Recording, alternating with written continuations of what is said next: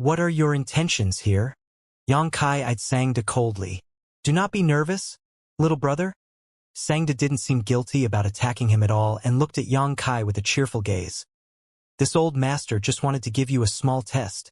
There is no malice behind it. Is that some kind of bad joke? What kind of test would require sneak attacking someone?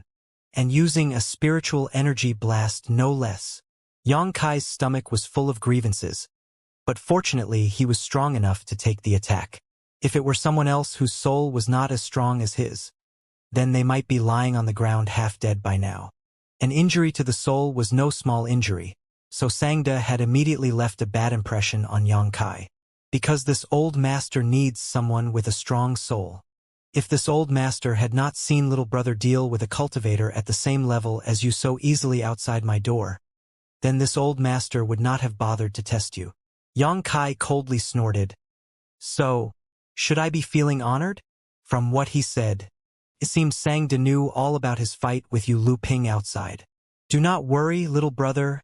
Listen first to this old master's story. Sangda reached out to comfort him. Xianxia glared at him for a while, but he was helpless now. Since he was here to request this old man's services, he had no choice but to wait for that spirit-purifying array to be fixed, even if he was unhappy with Sangda's approach. Only after Xianxia sat down did Sangda put on a smile. This old master wishes to ask little brother, how long have you been trapped in this damned place? Xianxia's heart suddenly jumped. This old fart couldn't have realized something. Could he? Does he know that I'm new here? However, thinking back to how he said he had no lack of source crystals, there was no reason for him to attack him. Despite his inner turmoil, Xianxia's expression remained unchanged during these thoughts and simply asked back, why do you need to know? Sangda smiled. If you do not wish to tell me, so be it. This old master has been trapped here for 900 years. Xianxia sneered inwardly, thinking to himself that it would be good if he was trapped here until he died. Sangda sighed. 900 years ago, this old master was a third-order Tao source realm cultivator. 900 years later, this old master is still a third-order Tao source realm. My skill in artifact refining kept on improving in that time, but so what? Even if I can refine artifacts, I still can't leave. If I can't leave here, then I'll never be able to break through to the Emperor realm. I will sooner or later die here. Xianxia frowned. He had no idea what Sangda was saying this for, but he suppressed his urge to ask and just listened for now. No matter how long little brother has been trapped here, this old master only wishes to ask. Sangda's face suddenly turned serious, eyes brimming with light. Do you want to leave this place? Xianxia was shaken. He stared at Sangda and asked, do you know how to get out of here? Sangda smiled, and instead of answering, he responded with a question. Do I? Heh. This irritable answer filled Xianxia's stomach full of grievances again. He couldn't want for anything more than to grab Sangda right here and now, then use a soul-searching technique to see what was going on inside his head. He originally planned to stay here for a while, then slowly search for a way out. But how could Xianxia not be moved when he found a hint from Sangda? He pondered for a moment before asking, Grandmaster, honest people should not resort to insinuations. You say you know the way out, but I do not believe you. Several Emperor Realm Masters are still trapped on this island. If there was a way to leave, then would they still be here? They are them, and this old master is this old master. Do not mix the two up. Sangda curled his lip and said proudly.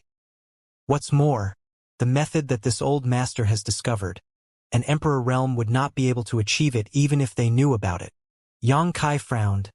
If even an Emperor Realm Master is unable to leave, how are you going to achieve it? Naturally, that is this old master's business. Sangda grunted a little impatiently. Since this old master has sought you, then take this as an opportunity. Whether you can grasp this opportunity or not will depend on your own ability.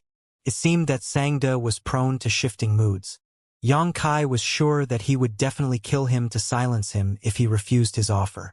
Even though this old man was an artifact refiner, he was already a third-order Tao source realm cultivator 900 years ago.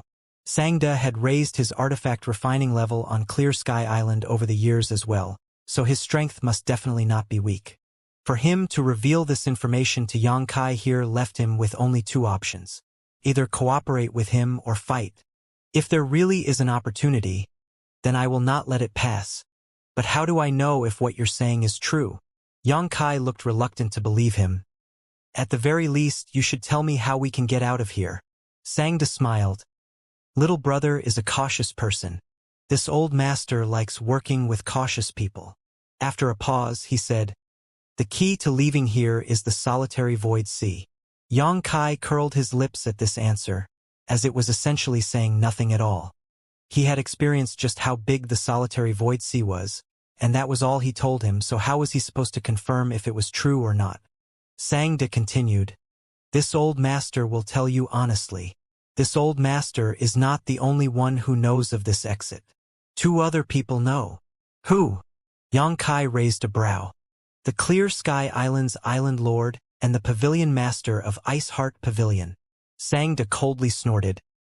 These two are the strongest masters on Clear Sky Island. Xianxia was stunned as he thought that Xianxia would be the only one to know about this kind of secret information. But now it seemed that was not the case. The Clear Sky Island's Lord and Ice Heart Pavilion's Master knew of it too. Xianxia had heard about the Island Lord from Zhao Yi before and knew that this person was a third-order emperor. However, since he lived and cultivated on Clear Sky Island, he would be unable to bring out the peak of his strength.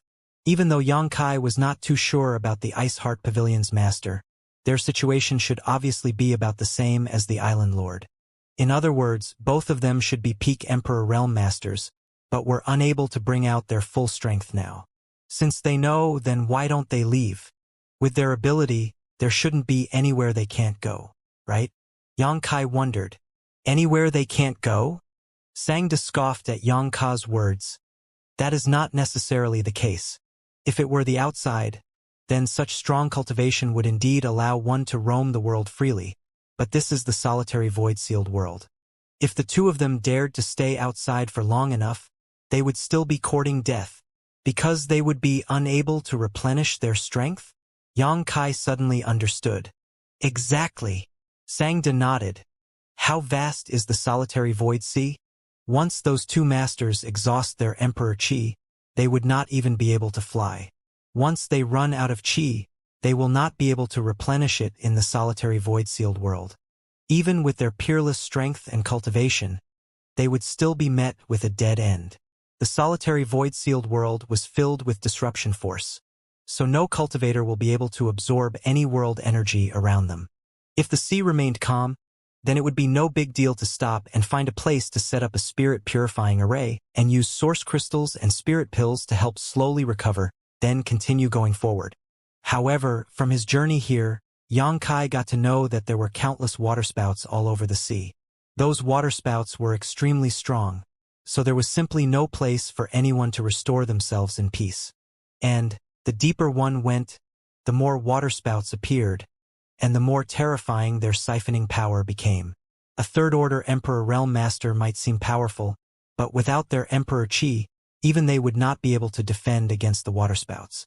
Upon hearing this, Xianxia mostly believed what Xianxia said as it was very reasonable, so he could not help but believe it. Then, can you tell me the exact location of the exit? Xianxia held back his excitement and asked in a seemingly casual manner. Even if a third-order Emperor Realm Master couldn't do it, that may not necessarily be the case for Xianxia as he had the sealed world bead. If he ran out of strength along the way, he could just hide inside the sealed world bead and continue forward after he had restored himself. The only thing he had to worry about was how powerful those waterspouts along the way were going to be. If they were too strong, then he wouldn't be able to get out either. But it would certainly not be wrong for him to first find out the location of the exit. I can't tell you that. Xianxia refused. Xianxia quickly remarked, Aren't you being insincere, Grandmaster? You asked to cooperate with me, but you won't share any useful information. If you can't tell me anything, how can I trust only your side of the story? Xianxia smiled. You can trust me or leave. He looked like he had Xianxia firmly in his grasp, which made Xianxia helpless despite the itching grievance he was feeling. After thinking for a while, Xianxia asked, I don't understand. What does the matter of leaving here have anything to do with cooperating with you, Grandmaster? Xianxia replied, to get out, one must not only know the location of the exit, but also need the appropriate tools. Is that not so? You weren't thinking of flying all the way there, were you? Kai frowned slightly. You don't even have the necessary tools to leave? Xianxia said, now I don't, but I know where to obtain them. The required item is not with this old master, and several people have to work together in order to retrieve it. That is why this old master is asking you to cooperate. Kai said thoughtfully, does obtaining that item have something to do with having strong spiritual energy? Xianxia smiled and nodded. Exactly. The fact that you were able to resist 70% of this old master's spiritual energy in such haste is remarkable.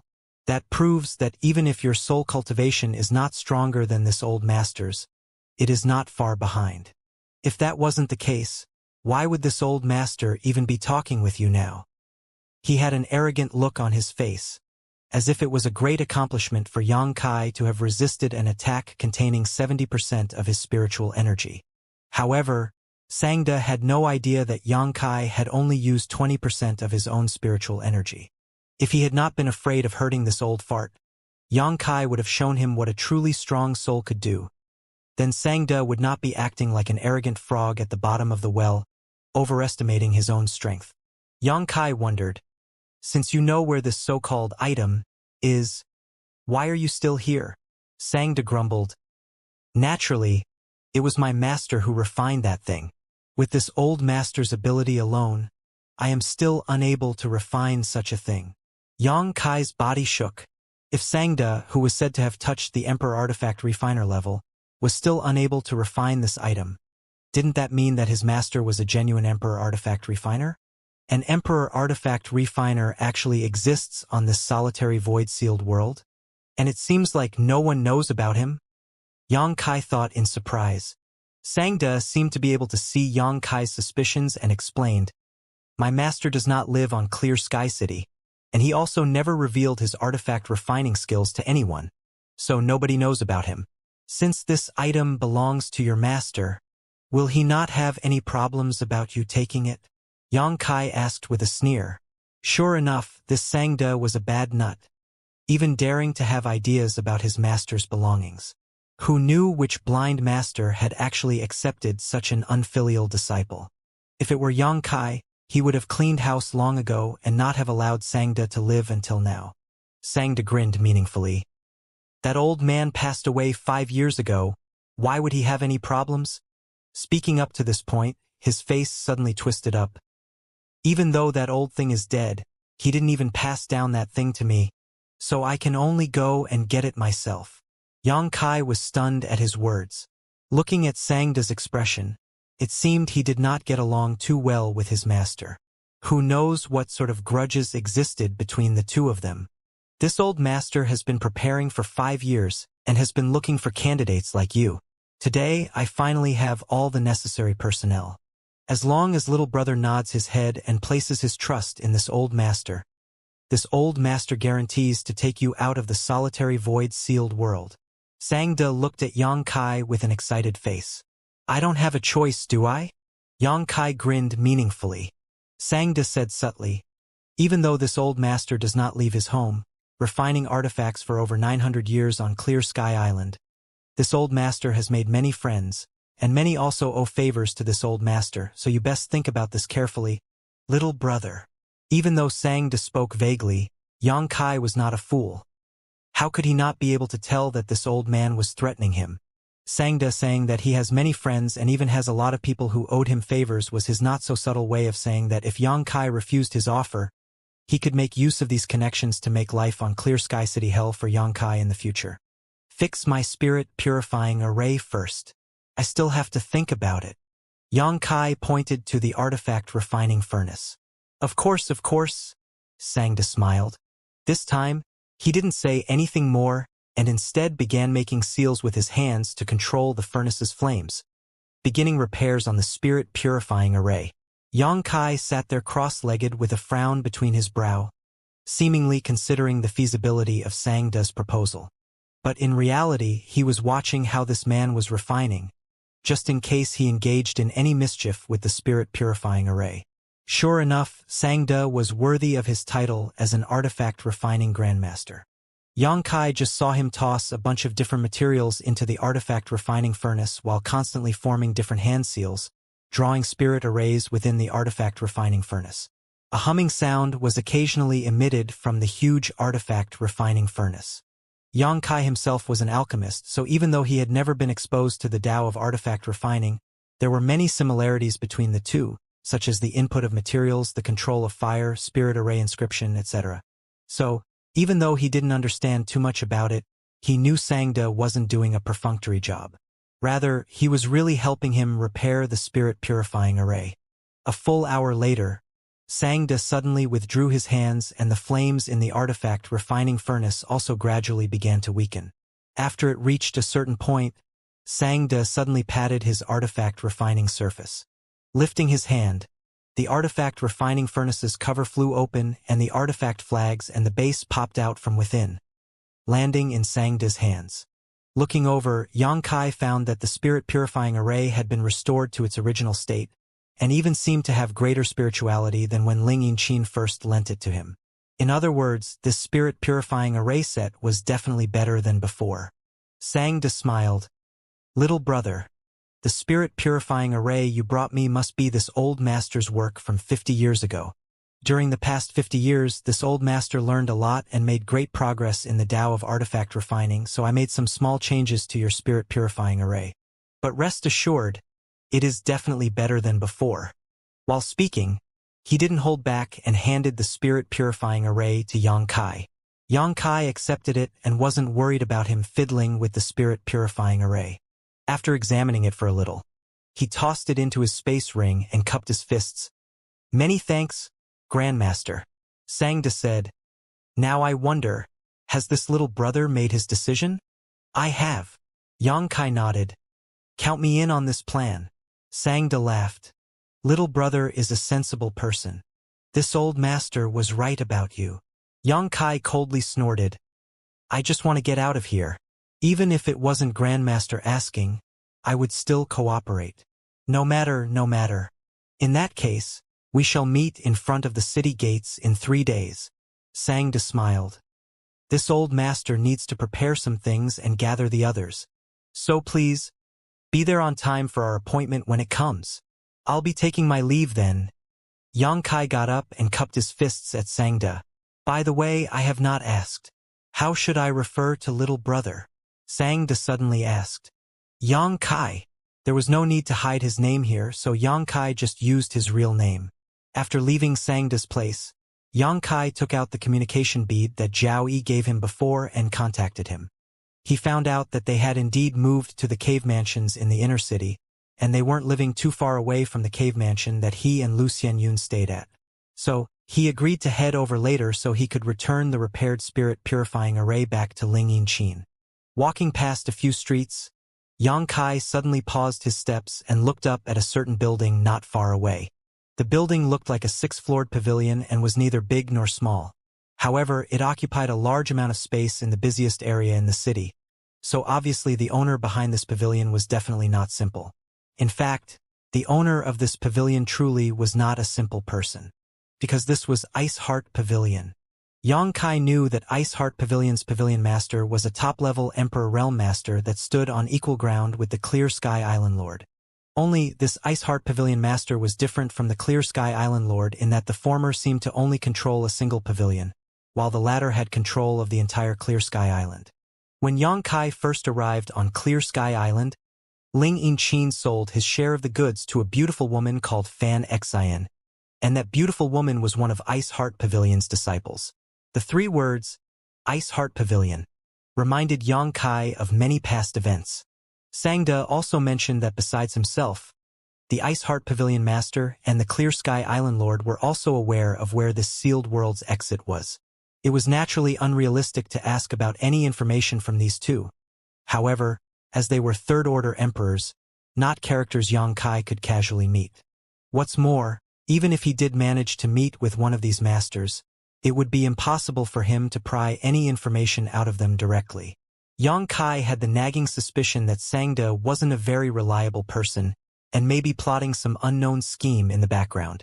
As they say, you shouldn't put all your eggs into one basket.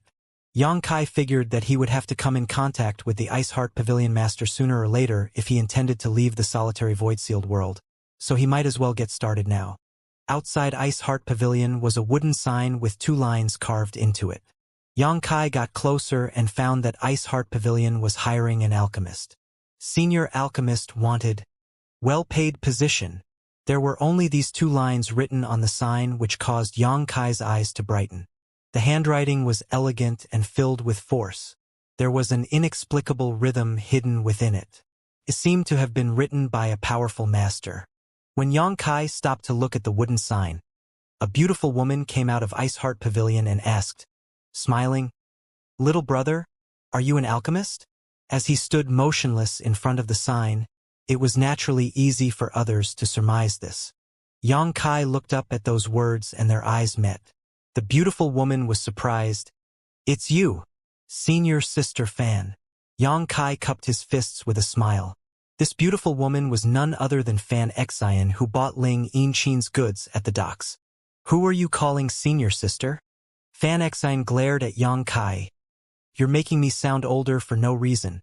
Since your cultivation is higher than mine, just call me junior sister." "Junior sister Fan." Yang Kai immediately corrected himself. "What should I call senior brother?" Fan Xian asked. Yang Kai immediately introduced himself, and Fan Xian smiled. "So, it is senior brother Yang. So, senior brother Yang, you're an alchemist. And I know a thing or two about it," Yang Kai said humbly.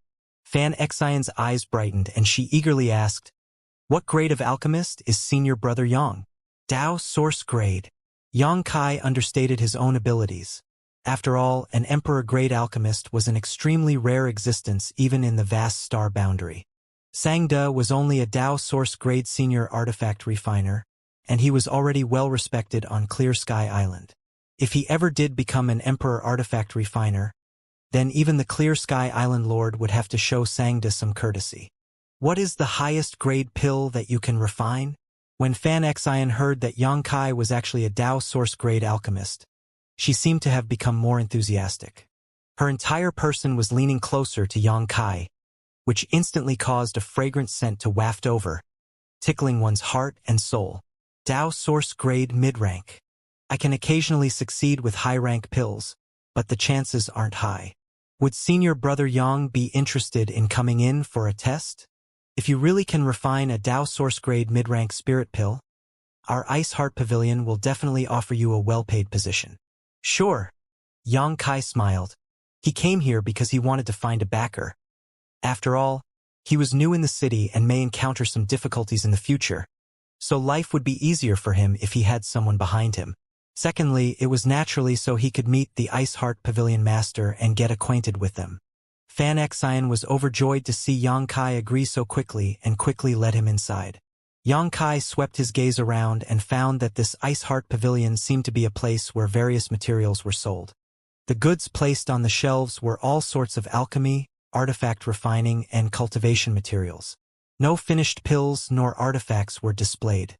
To Yang Kai's surprise, business in the Ice Heart Pavilion didn't actually seem that good. There were only a few customers inside who were looking around. On the other hand, there were a few women dressed similarly to Fan Xian accompanying the customers and introducing the goods to them. "Does your Ice Heart Pavilion only accept women?" Yang Kai asked in surprise. Fan Xian pursed her lips and smiled. "That's right. This is a rule set by the pavilion master." "Then wouldn't I be breaking those rules?" Yang Kai raised his brows. The Ice Heart Pavilion Master really is a hidden dragon, one of those who show their tail but never their face. They are either a womanizer or a woman, else such a rule would never be set. Fan Xian said, "It's not the same. We're all Master's low-ranked disciples. If senior brother Yang joins the Ice Heart Pavilion, it would just be an employment relationship." "So, that's how it is." Yang Kai nodded. It didn't really bother him that much. If they only accepted female disciples, it was naturally impossible for him to join, Not to mention, Yang Kai would not join even if given the opportunity. Yang Kai just couldn't understand why a place like Ice Heart Pavilion that sells materials would want to hire an alchemist. What's more, from the state and material of the wooden sign, it had clearly been up for some time. In other words, Ice Heart Pavilion had been recruiting for an alchemist for a long time. When they saw Fan Xian bringing Yang Kai in, the female disciples of Ice Heart Pavilion seemed very surprised. Beautiful eyes all turned over to this side, watching them intently. These disciples were all young women with beautiful and clear eyes that were pure and flawless. They seemed to cultivate the same type of secret art, but their cultivations were quite varied. Fan Xian was only at the second-order Dao Source Realm, but these few girls weren't even at the Dao Source Realm. The strongest one of them was only in first-order Origin Returning Realm. There were even some who were in the Saint King Realm and Saint Realm. Who knows how this Ice Heart Pavilion master picked their disciples? Junior Sister Fan, how many alchemists are there in Ice Heart Pavilion? Yang Kai didn't care about how the girls were looking at him though and just asked casually. We used to have one, but that alchemist was dismissed a few days ago, Fan Xian told him. Dismissed? Yang Kai was surprised. Was that person not meeting their quota? If you are currently recruiting, then why dismiss? Yang Kai couldn't figure it out. Fan Xian smiled but did not answer his question. Who knows if it was something secret or maybe something that made it inconvenient to talk about, but while talking, the two arrived at the third floor of the pavilion. Walking all the way here, Yang Kai found that Ice Heart Pavilion was filled with materials, and the higher you went, the higher the grade of the materials. On the third floor was a room designed like a secret chamber. After leading Yang Kai in, Fan Xian said, Senior Brother Yang, you can do the examination here. There are no earth fire sources on Clear Sky Island, so the conditions here are a little simple. I hope you won't mind it. No problem. Yang Kai waved his hand. He found that this room covered quite a large space, and there were a dozen big and small alchemy furnaces here, each one at least Dao Source Grade, with 3 even being Dao Source Grade high rank. Ice Heart Pavilion did not have any alchemists, but they had a lot of alchemy furnaces, so it was clear they collected these for a reason.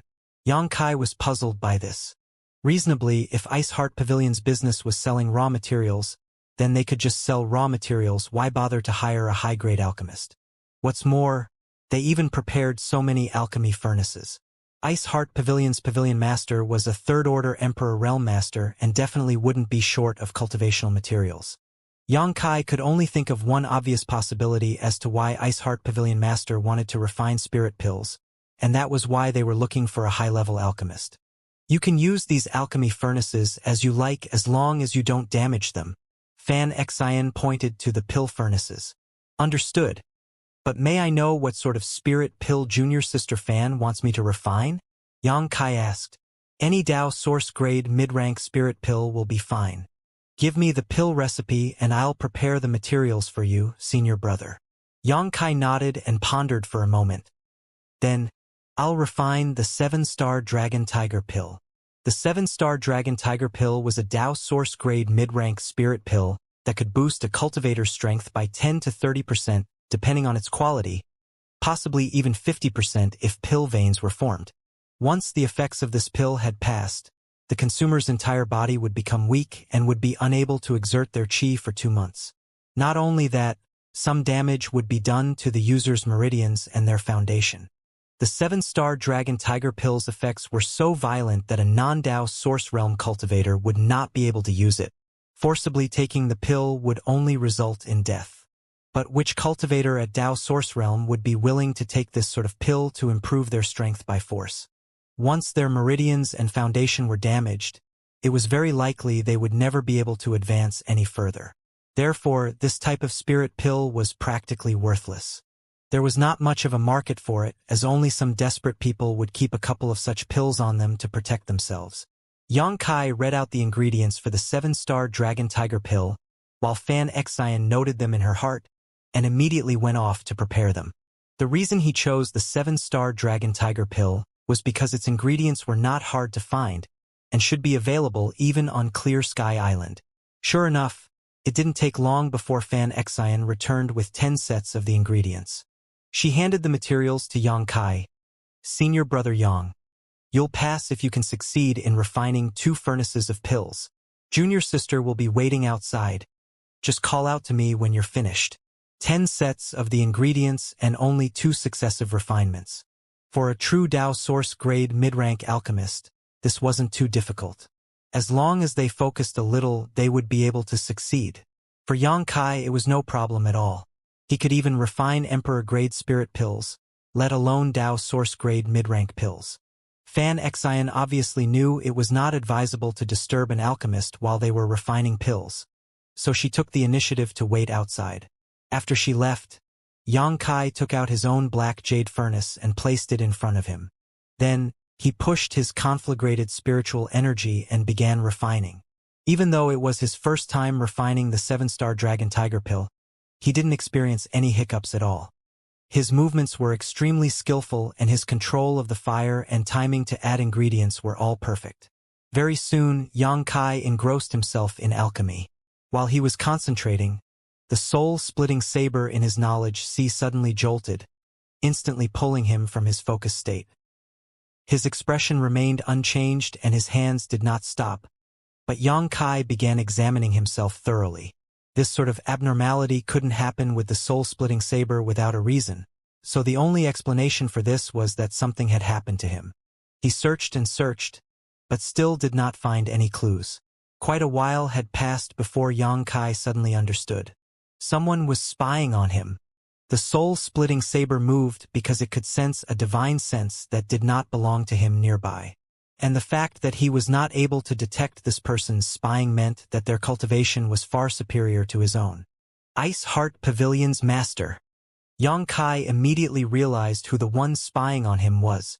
Other than the Pavilion Master, who else would have such an incredible ability within Ice Heart Pavilion? It seemed like his previous assumptions were wrong. He thought that a master like this would definitely be living in the best secluded home in the inner city, but now it seemed they were right here in Ice Heart Pavilion. There were 6 floors in total in Ice Heart Pavilion, and he was on the 3rd floor. There was a high chance that the Pavilion Master lived on the 6th floor. What was the meaning of a master like that spying on me while refining pills? What's more, I am only refining a Dao source-grade mid-rank spirit pill. What use would this pill be to such a master? Unless the Pavilion Master is trying to observe my alchemy skills?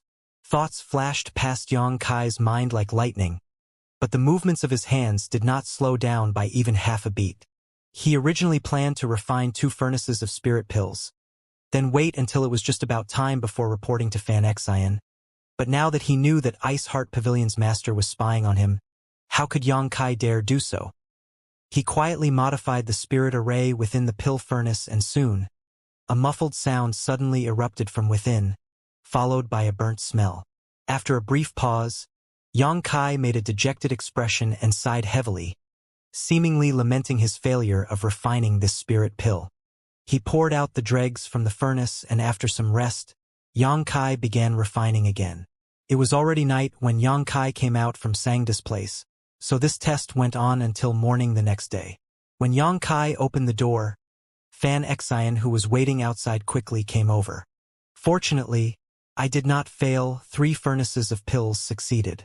Please take a look, junior sister Fan. Xianxia handed 3 jade bottles to her, each of them containing 4 to 5 7-star Dragon Tiger pills of varying quality. This was the normal level of performance that a Dao source-grade mid-rank alchemist should show. Xianxia took the jade bottles and did not even look at them, as if she had already expected the result. Smiling warmly, she said, "You've passed, Senior Brother Yang. As long as you're willing, Senior Brother Yang can become our Ice Heart Pavilion's alchemist." "Naturally, I am willing," Xianxia responded through gritted teeth. He came to this Ice Heart Pavilion hoping to take the opportunity to meet Ice Heart Pavilion's master and get acquainted with them. However, he realized that Ice Heart Pavilion had some sort of hidden agenda, so he didn't even know if it was the right or wrong choice for him to apply as their alchemist. But now he had no choice but to say yes. "Wonderful!" Xianxia was overjoyed. "Senior Brother Yang, you have no idea how difficult it is to find a Dao source-grade alchemist on Clear Sky Island. There are only a few alchemists at this level in the entire Clear Sky Island, and none of them met our requirements. Fortunately, we met you. Yang Kai originally wanted to ask what sort of requirements those alchemists did not meet, but he ended up swallowing his words back down when he was about to say them. He didn't believe that Fan Xian would answer that question. It's like this, senior brother Yang. If you join our Ice Heart Pavilion as our alchemist, then you will get half the profits of every pill sold. Half! Yang Kai was surprised. He didn't think it was too little, but instead, this was a little too much. He didn't need to prepare any materials and just had to refine pills here, but he could actually receive half of the proceeds. What a boon. 60% is fine too.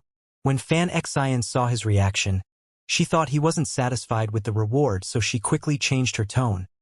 What's more, as senior brother Yang can see, our Ice Heart Pavilion is not short of materials. As long as you work here, you will sooner or later be able to advance your alchemy skills. Even becoming an emperor alchemist would no longer be a dream.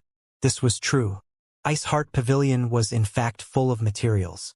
An alchemist who wished to improve their level and ability would need a lot of materials to practice with. Any other alchemist would be overjoyed to enter Ice Heart Pavilion. No need, half is fine. Yang Kai waved his hands. Fan Xian felt stunned for a moment before she smiled. You're a good person, senior brother Yang. So, when can senior brother Yang come to refine pills? I'm afraid I won't be able to do it immediately. In 3 days. 2 days from now I have an agreement to meet with someone. I'll come again after my business with him is settled, Yang Kai said. Even though Fan Xian was a little disappointed, she didn't push the matter. Naturally, senior brother Yang's business comes first. Please, senior brother Yang, once you're ready, you must return to Ice Heart Pavilion at once. Walking out from Ice Heart Pavilion, Yang Kai walked straight towards the location of where Ling Yinchin and the others lived. He wanted to go there so he could return the spirit-purifying array to her. After a short walk, he suddenly noticed that someone was eyeing him. Immediately, on full alert, Yang Kai turned his head around. There, a man with his eyes wide in a glare was staring straight towards him, looking as if he had seen a ghost. Pang Guang.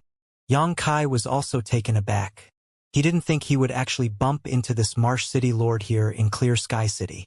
When the solitary void Great Maelstrom first appeared, he and Yao Chungjun were swallowed up into the solitary void-sealed world, and Pang Guang, who chased them all the way here, was not able to escape disaster either.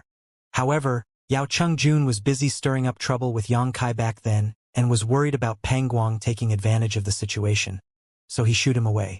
Yang Kai thought that Pang Guang might already have met with a tragedy.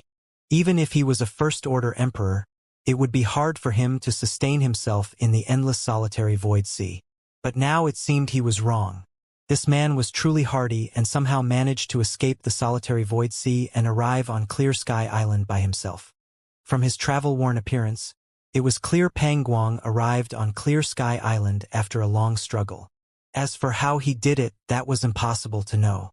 Yang Kai was shocked that Pang Guang was still alive. But Pang Guang was even more shocked than Yang Kai was. After all, Yang Kai and Yao Chongjun were the only ones left on that island when he left. From how desperately it seemed Yao Chongjun wanted him dead. How could Yang Kai have survived? He should have been torn to pieces by the enraged Yao Chongjun. But Yang Kai was safe and sound when he ran into him now. He appeared to be mighty as a dragon and fierce as a tiger. There was no way that Yao Chongjun could not match up to Yang Kai, so there must be some other reason that this brat was still alive. Perhaps it was Yao Chongjun who let him go. Just as Pang Guang was wondering whether Yao Chongjun had also arrived on Clear Sky Island, Yang Kai grinned at him and pointed up his thumb, gesturing it across his throat in a slitting motion. Pang Guang's face turned dark and he became furious, thinking to himself that this little brat was really arrogant. If they weren't in an unfamiliar place at this moment, he would have made an example out of Yang Kai here and now. Even though the two of them saw each other, they had no intention of interacting, so they just stared at each other for a while before walking past one another, bumping shoulders. Yang Kai wasn't very afraid of Pang Guang. With the power he had now, there was indeed no reason for him to feel threatened by a first-order Emperor Realm Master. What's more, they were in the inner city, a relatively safe place. Yang Kai had been here for many days but still never found anyone fighting. Compared to the outer city, they were like two different worlds. If Pangguang dared to make any moves in the inner city, then Clear Sky City's law enforcement team wouldn't let him get away with it. In just a short amount of time, Yang Kai found the cave mansion where Ling Yinchin and the others lived. It was also a mid-grade cave mansion not far from his own. After handing the restored spirit purifying array back to Ling Yinchin, Yang Kai stayed at her place for a while before leaving. When he returned to his own place, he was greeted by a worried Lu Xianyun. Yang Kai would be out for the whole day every time he left, so it was inevitable that she would feel nervous that something might have happened to him. The closest person she had in the unfamiliar Clear Sky City was Yang Kai alone. If even Yang Kai disappeared, then she really wouldn't know where to go. Time seemed to have gone back to several years ago, when the two of them were forced to join Blue Feather Sect together. She and Yang Kai had both fallen into that same boat together back then, so they depended on each other. She didn't expect them to encounter a similar situation again a few years later. Junior sister, I have to go out of town in 2 days. Out of town? Where to? Lu Xianyun was taken aback and asked him in a hurry. I don't know where either, but when I went to that artifact refining grandmaster to repair the spirit purifying array yesterday, he told me he had a way out of the solitary void-sealed world and needs my help with retrieving something. Yang Kai hid nothing from Lu Xianyun and told her all the details of his agreement with Sangda. Lu Xianyun felt mixed emotions when she heard this.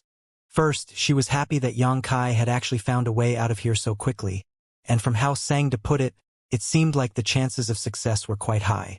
The worry was that there was no one able to confirm whether Sangda's words were true or not, and even if it were true, there may be many dangers along this path. Senior brother, must you go? Lu Xianyun asked, pursing her red lips. Yang Kai chuckled. If there is hope in front of us, we must catch hold of it. Don't worry, even if Sangda has any schemes or tricks up his sleeve, I'm not afraid of him. If the way out that he claims to have isn't real, then so be it, but it would naturally be good if it were true. As for you, will you be leaving with me or staying here? The reason Yang Kai told Lu Xianyun this was so he could ask whether she wished to stay here or come with him. When she heard this, Lu Xianyun immediately understood what Yang Kai meant. If she followed Yang Kai, she would definitely be taken into that mystical place and brought along with him. She had spent some time in that space and knew that although it was a bit empty and lonely, the world energy was dense and without any disruption force, so it could be freely absorbed by people. It was a very mysterious place. After careful consideration, Lu Xianyun said, I think it's better if I stay here. Yang Kai was surprised. This answer was out of his expectations as he thought that Lu Xianyun would go with him. Lu Xianyun smiled. We're in the inner city, so there won't be any dangers for me to stay here and you don't have to worry, senior brother. What's more, if Sangda's plan can't be relied on, then it would be better for me to stay here and get familiar with the surroundings. You never know. We may end up having to live here for a long time to come. When she did not seem the least bit in a hurry to leave this damned place and even appeared to be quite happy living here, Yang Kai was struck speechless for a moment. He could only nod. Then you be careful. Ling Yinchin, Zhao Yi, and the others also live not far away, so you can meet up with them often. They've lived here for many years and have valuable experience. Lu Xianyun smiled sweetly. I know, senior brother. You have to come back soon. I'll be waiting for you to come back. At the end of her sentence, she couldn't help but lower her head, and her cheeks turned slightly red. The atmosphere didn't feel quite right to Yang Kai. He had clearly come to ask Lu Xianyun whether she was going to stay or accompany him. So how did it end up sounding like a goodbye between a married couple? He gave her a quick answer before disappearing into his own room, closing his eyes, and beginning to meditate. 2 days passed in a flash. Early on the morning of the 3rd day, Yang Kai opened his eyes and checked around with his divine sense. He found that Lu Xianyun was sitting cross-legged in another room, so he didn't disturb her and instead went straight out of the cave mansion. He had already said what he needed to 2 days ago, so there was no need to say anymore. As soon as he left the inner city, Yang Kai could sense that he was being followed. Releasing his divine sense, he found that the person following him was merely a first-order Dao Source Realm cultivator. Even though they cultivated a good concealment technique, it had little effect under Yang Kai's powerful divine sense. Yang Kai frowned as he had only been in Clear Sky City for a short amount of time and didn't seem to have offended anyone during this period, other than a certain guy called Yu Luping who he had beaten. At that time, a young woman warned Yang Kai and told him that Yu Luping was from the city lord's mansion, and for him to be more careful. Now, it seems like Yu Luping really did have some connections. As soon as he left the inner city, he was watched by someone, and there was a good chance that Yu Luping was the one who sent his observer. Peace and order were absolute in the inner city, so despite being someone from the city lord's mansion, Yu Luping didn't dare to make a move against Yang Kai there. If he wanted revenge, then he could only do so in the outer city or when Yang Kai left Clear Sky Island. But Yang Kai didn't pay it any mind. Right now, he almost had a complete grasp on the situation on Clear Sky Island. Other than the Clear Sky Island Lord and Ice Heart Pavilion who were threats to him, the other emperors were not really worth much. So, even though he knew he was being followed, Yang Kai just pretended not to notice it and went straight out of the city gates. Meanwhile, inside a tea house in Clear Sky City, Yu Luping sat with a gloomy look on his face. Who knew what sort of elixirs he had been taking for his injured arm? But it was mostly healed. Suddenly, he took out a communication bead and looked it over before his eyes lit up and a smirk appeared on his face. Thinking of leaving the city? Go ahead. There was a path to heaven but you refused to take it, and no door to hell but you came knocking. I hope you found yourself a good place to be buried. As he spoke, he pushed his divine sense and sent out a message. As soon as he left Clear Sky City, Yang Kai knew that Yu Luping had no plans to do anything to him even in here despite being able to. It seemed that, because the outer city was still within the confines of Clear Sky City, Yu Luping felt it would be best to do whatever he wanted out on the solitary void sea. Yang Kai went to the dock and stood under a certain palm tree, leaning against it quietly. Meanwhile, he observed his surroundings covertly, looking around to see who it was that Xianxia had invited to help him. The dock was very lively, with ships coming and going one after another. There were those who had returned with their harvest, and also those who were eager to set sail for their next big job. But there were also those who failed to get anything and came back injured or dead. People of all shapes and sizes were there, showing off the diversity of life. Yang Kai soon noticed a gorgeously dressed young woman who, like him, was also alone here. She was standing near the dock, seemingly waiting for someone. This young woman had skin the shade of polished pearls that seemed as smooth as jade. She had a sensuous body, but her lips were turned upwards slightly in a wicked manner and her eyes were biting cold, causing her to appear like a very unsavory customer. Many cultivators were deterred by the aura surrounding her when they tried to approach. Seemingly noticing that Yang Kai was watching her, the young woman turned to look over at him, but instead of being annoyed, there was instead a smile on her face. Yang Kai averted his gaze completely, but both of them knew that they could be one of the helpers invited by Xianxia. In other words, they were going to be working with each other after this. Other than this young woman, Yang Kai did not find any other possible candidates. Or perhaps they had hidden themselves. After all, it was impossible for Xianxia to invite only him and this young woman. There must be others as well. After waiting 1 full hour and still not seeing any signs of Xianxia, just as Yang Kai was starting to feel impatient and wondering whether Xianxia had been lying to him, the young woman across from him suddenly took out a communication bead and frowned at it.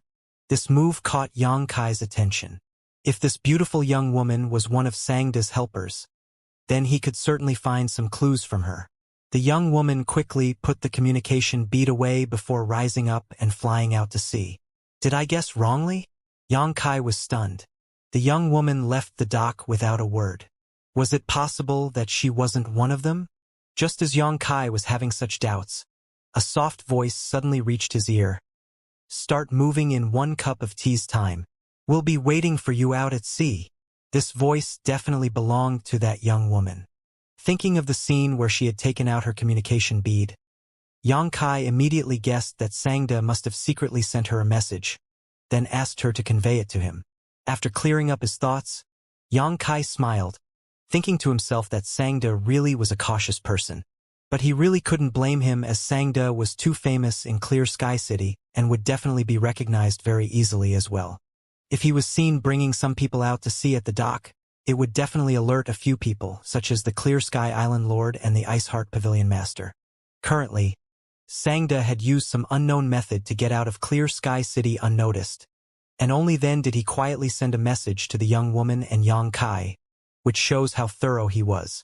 Following what the young woman said, Yang Kai waited at the dock for 1 cup of tea's worth of time before suddenly teleporting and disappearing from his spot. The cultivator, who had been hiding in the shadows, had no idea what had just happened. He just saw Yang Kai's body turning into a blur and disappearing right after. Shocked, he quickly transmitted a message to Yu Luping. In just a few moments, Yu Luping rushed over to the dock like lightning, looking around with a grim look on his face. Soon, he fixed his gaze at the sea. There was no sign of Yang Kai returning to the city, and there were no signs of him at the dock either, so the only explanation must be that Yang Kai had already gone out to sea. Yu Luping naturally did not wish to miss this golden opportunity. Immediately, he summoned a ship and sailed out of the dock with a group of men. Yang Kai flew across the sea for less than half an hour before he saw a sea ship moored there. There were a few figures on the deck who were looking in his direction, and when they saw him, one of them immediately waved a banner in their hands. When he saw this, Yang Kai did not hesitate and shot straight towards the sea ship. A short while later, he landed on the deck. Looking up, he saw 4 people standing there, with the young woman he had seen earlier among them. This woman was currently staring at him with a cheerful look on her face, constantly looking him over from head to toe as if she wanted to stare holes through him. Naturally, Yang Kai was not familiar with the other 2. One of them was a tough man with a sturdy build. He had a towering build and his strong muscles were like the finest piece of artwork, emitting a unique feel and a powerful aesthetic. This man was an entire head taller than Yang Kai and gave off a strong oppressive aura. The other man did not stand out much, on the other hand. He looked ordinary with no special features at all, almost like the type that you wouldn't be able to find once they blended into a crowd. However, this man gave off an extremely cold air, and from where he was standing, Yang Kai knew he was an extremely proud person. That was because he chose to stand some distance away from the beautiful young woman and the stout man, seemingly disdaining to have to be in a team with those 2. When Yang Kai boarded the boat just now, this aloof man had also given him only a simple glance before averting his gaze as if he wasn't worth his time. Naturally, the 4th person on this ship was Sangda. He seemed to have used some sort of artifact to change the appearance of his body and the aura he was emitting. If Yang Kai hadn't assumed beforehand that it was going to be him, then he might not have been able to recognize him. At this moment, Sangda had changed his appearance from an old man into a middle-aged man. No wonder he could slip out of Clear Sky City unnoticed. With the help of such an amazing artifact, what could he not do? We're all here. When Sangda in his middle-aged guise saw Yang Kai arrive, he said that in a deep voice and made a seal with his hands to propel the sea ship forward. Even though we're all here, shouldn't Grandmaster introduce us to each other first? It would help facilitate our cooperation too if we know who we're dealing with. The beautiful young woman suddenly giggled, her laughter ringing clear and pleasant like bells, seemingly mixed with a tinge of charm as well, moving its listeners. While speaking, she had actually cast a charm art, and a faint fragrance immediately wafted through the deck, causing the bodies of anyone who inhaled it to become hot. Shilan, are you courting death? The proud young man suddenly snorted coldly, a gleam suddenly erupting in his dull-looking eyes as he glared at the young woman and snapped, "If you don't put your charm arts away, then I'll throw you into the sea right now and feed you to the fishes." The young woman called Shilan smiled lightly and did not take the threats of the young man seriously, instead saying cheerfully, "My, how frightening. What are you getting so angry for?" As she spoke, a strange sound suddenly emerged on the deck. When Yang Kai lowered his gaze, he felt a tingle run through his scalp. He had no idea when it happened, but many strange snakes of different sizes had suddenly appeared on the deck, all looking venomous and fierce. What's more, these snakes had completely wrapped up the body of the young man without leaving a single gap, constantly flicking their tongues in a chilling sight. Paltry tricks. The young man's face did not change, seemingly treating the snakes as if they were nothing. He only stared at Xilan with a calm face and did not seem afraid of her at all. The two of them caused the atmosphere to become so stiff in just a moment. Who knew whether there were any grudges between them beforehand? Whoever dares argue again can scram off this old master's ship, Xianxia coldly snorted, sweeping his stately gaze around. Xilan and the young man immediately went silent. If Xianxia was merely an artifact refining grandmaster, then he would not be able to hold down this unruly bunch in the solitary void sea. But the key point was that Xianxia was more than just an artifact refining grandmaster. His own strength was not inferior to anyone's here. Put those pets of yours away. It makes this old master queasy. Xianxia glared at Xilan. Xilan smiled and said sweetly, "If Grandmaster orders it, this one naturally does not dare to disobey." She put her jade-white hand by her red lips and, with a soft whistle, the venomous snakes on the deck instantly dispersed. Who knew where they went off to hide? Xianxia followed up, "Actually, I'm sure you've heard of each other before, but just never met each other prior to this. There is also no need for this old master to introduce you. Just name yourselves." Xilan nodded. "Of course. This mistress greets these brothers, and I hope you can take care of me during this trip." She gazed amorously at them while speaking in a teasing tone of voice that could provoke the hidden desires of any man. The proud young man coldly snorted, "Chun Fei." After saying his name, he added nothing more. To him, it felt almost humiliating if he were to speak another word. On the other hand, the burly man grinned meaningfully and scratched his head awkwardly. "My name is Man Kuai." He looked like a very honest man, but everyone knew that they'd be the unlucky ones if they took his deceptive appearance seriously. No person that could make a name for themselves on Clear Sky Island was simple, as all the simple ones were already dead. "So, it's really Elder Brother Man." Xilan's eyes lit up. She seemed to be familiar with Man Kuai's name. While speaking, she stuck her tender body close to his side and said cutely, "Little sister has long admired Elder Brother Man. Having this fortunate opportunity to meet you now, it seems your prestige name is not false." While speaking, she stretched out a jade finger to gently stroke Man Kuai's strong muscles with a tantalizing expression on her face.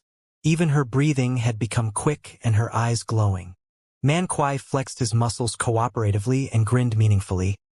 "If little sister likes it, then you can feel them as much as you like.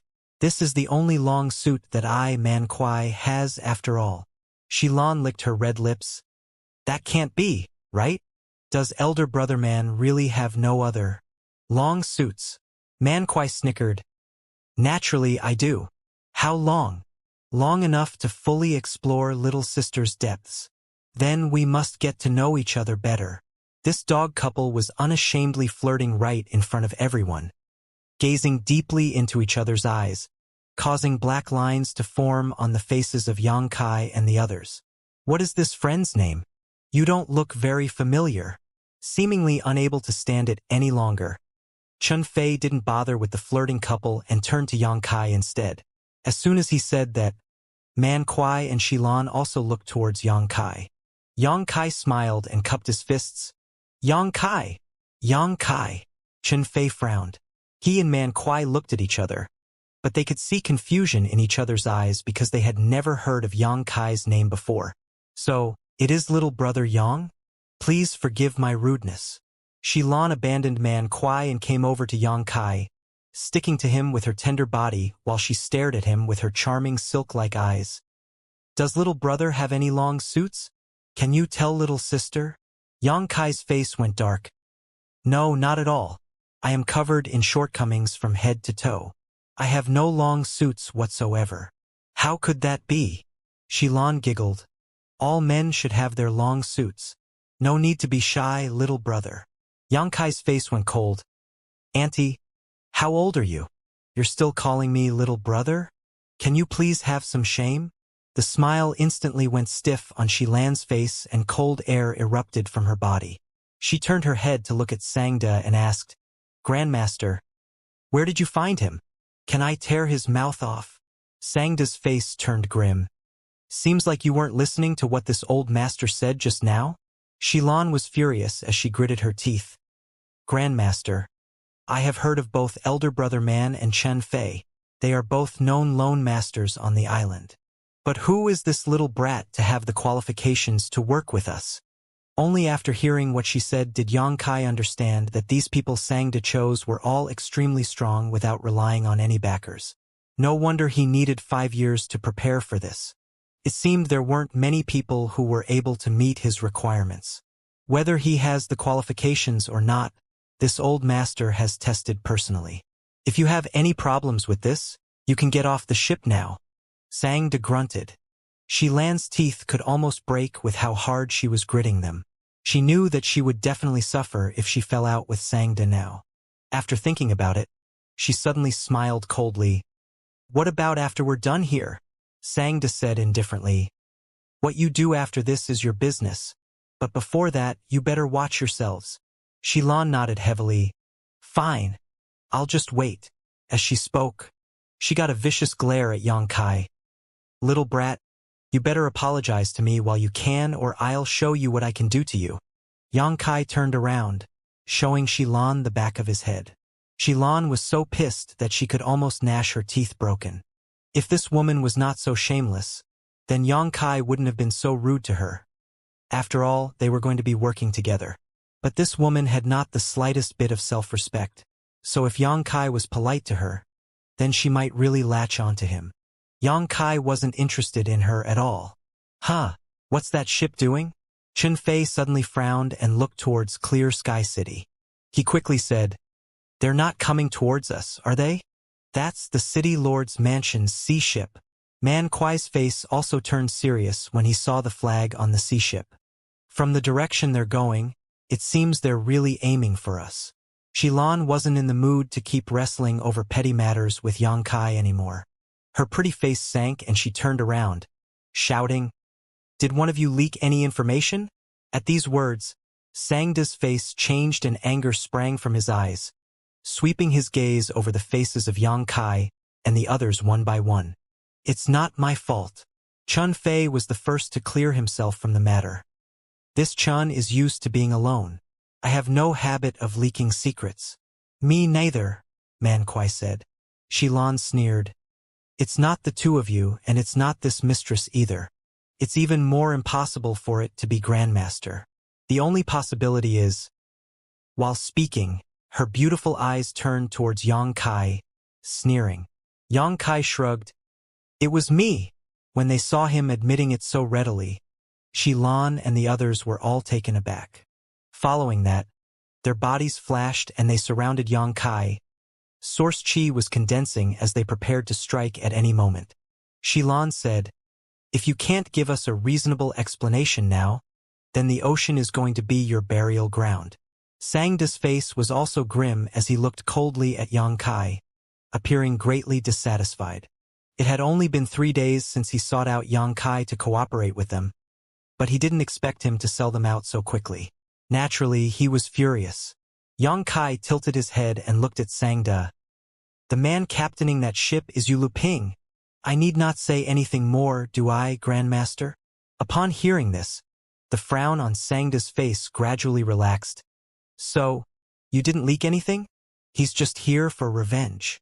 Yang Kai had a fight with Yu Luping in front of Sangda's home last time, a matter which Sangda was well aware of. Now that he knew who it was that was coming after him, how could Sangda not be clear about the situation? It was not that someone had leaked any information, but rather, Yu Luping had chased after Yang Kai in order to get revenge for last time. You have grievances with Yu Luping? Chen Fei also stopped being hostile at him and asked suspiciously. Naturally, they knew about Yu Luping. He was a master from the City Lord's Mansion and a third-order Dao source realm that was considered someone with some power on the island. It's just a trivial matter. Yang Kai grinned meaningfully. I broke one of his arms a few days ago in front of the Grandmaster's door. Who knew he could be so vindictive? Broke his arm? Upon hearing this, the faces of Xilan and the others changed. Yu Luping was a third-order Dao source realm master. In terms of cultivation, he was about as strong as anyone here, but Yang Kai still managed to break his arm. It was obvious that his strength was much greater than that of Yu Luping's. In other words, They should not be underestimating the true strength of this nameless Yangkai. In an instant, the gazes of Xilan and the others became serious when they looked at Yangkai, especially Xilan. She did not take Yangkai seriously before, but now, she had to re-examine whether it was in her best interest to fall out with him. Grandmaster, what should we do now? Man Kuai looked at Sangda with a frown. We can't just hand Brother Yang over, can we? Sangda pondered for a moment before he made a decision. Pretend we never saw them. Keep going. As he said that, he made a seal with his hands and pushed his source chi, speeding up the ship. When they saw this, everyone knew what he was planning. Sangda obviously wanted to lure Yu Luping and his crew towards the depths of the sea and then kill them. All the people he invited were third-order Dao source realms. Even though they were small in number, all of them were top masters in the Dao source realm. So even if Yu Luping really dared to chase after them, things may not go as he expected. As soon as the ship accelerated, the people from the city lord's mansion seemed to have noticed and also sped up to catch them. A day later, the two ships were already several tens of thousands of kilometers away from Clear Sky Island. Since half a day ago, the sea ship chasing them from behind had been constantly waving their flags, seemingly ordering Sangda and the others to stop, but Sangda did not pay it any heed and just pretended not to have seen it, pushing forward at full speed. Only when they were far away enough from Clear Sky Island did Sangda slowly slow down the ship and stop. An hour later, the city lord's mansion's ship finally got close to them. Yu Luping was standing on the deck, which was almost dripping with gloom. Once the two ships got closer to each other, Yu Luping flew directly onto Sangda's ship along with many of the city lord's mansion's cultivators, counting roughly 15. There were still a few others who remained on their own deck. Are you blind? Did you not see this king's orders for you to stop your ship? Yu Luping was shouting angrily as soon as he got on. So, it is Sir Yu. Xilan walked up to him while flaunting her slender waist. Pretty face smiling, she said. Sir Yu, what brought you out to sea? If I had known that Sir Yu would be following us, then this mistress would not have left. Xilan. Yu Luping seemed to know Xilan, so when he saw her on this ship, he couldn't help but frown and put some distance between them. He obviously knew that Xilan was a woman not to be messed with. She was simply a venomous snake. Anyone who got involved with her wouldn't have a good ending. Sir, are you here for me? Xilan was still putting on her coquettish play and giggling. Sir, if you want this mistress, then just say the word. Why chase so hard? Yu Luping's face was covered in black lines as he said in disgust. None of your damn business. As he spoke, he swept his gaze over at Yang Kai with a fierce smile, but he soon froze when he saw the two people next to Yang Kai, and he asked suspiciously, Chun Fei Man Kuai? Sangda used an artifact to change his appearance, so he wasn't able to recognize him. How did you people end up together? Yu Luping was confused. Whether it be Xilan, Chun Fei, or Man Kuai, all of them were well-known figures on Clear Sky Island because of their strength. They had always been solitary masters who never joined any great force. Such people were rare on the island.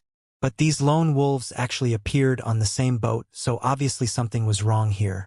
But soon, Yu Luping seemed to have realized something and his eyes shone. What are you doing at sea together? Xilan and these men wouldn't make a move if there was nothing to be gained, so if they were brought together, there was definitely a bigger story behind their actions.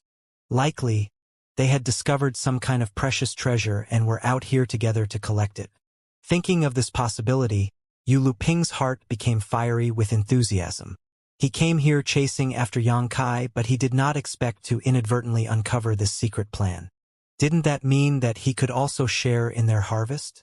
If it's a treasure that could catch these people's attention, then it must be useful for him as well. I got bored on the island, so I came out to look at the sea, admiring the boundless view. Does this concern you, sir? Xilan chuckled. Yu Luping's face was grim. Do you think I am a fool, or are you treating me as one?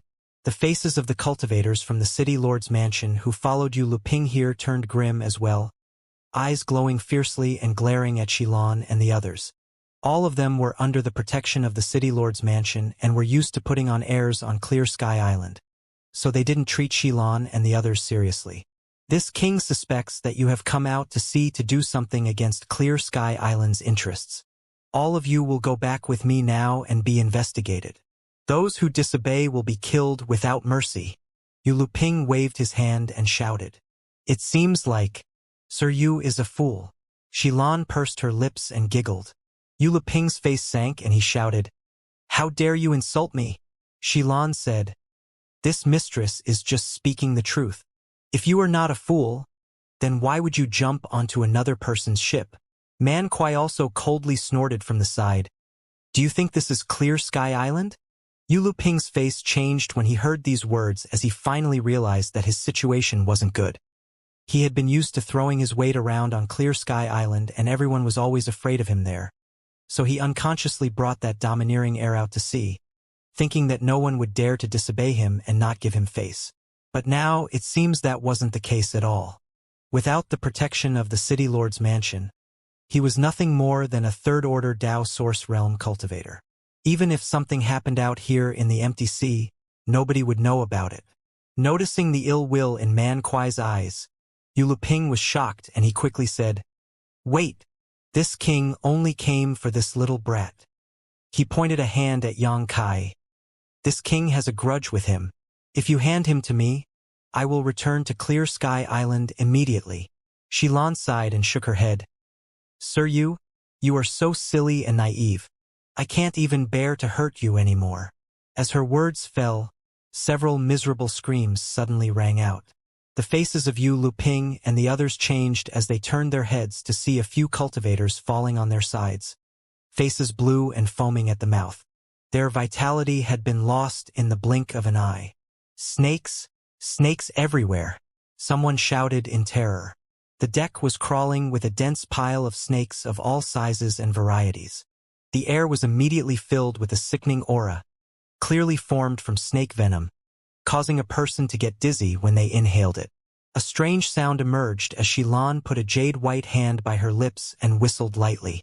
Seemingly having received an order, the venomous snakes jumped up from the ground and shot towards Yu Luping and the others like arrows. A few weaker cultivators had become dizzy from the snake venom and did not manage to dodge it in time, getting bitten.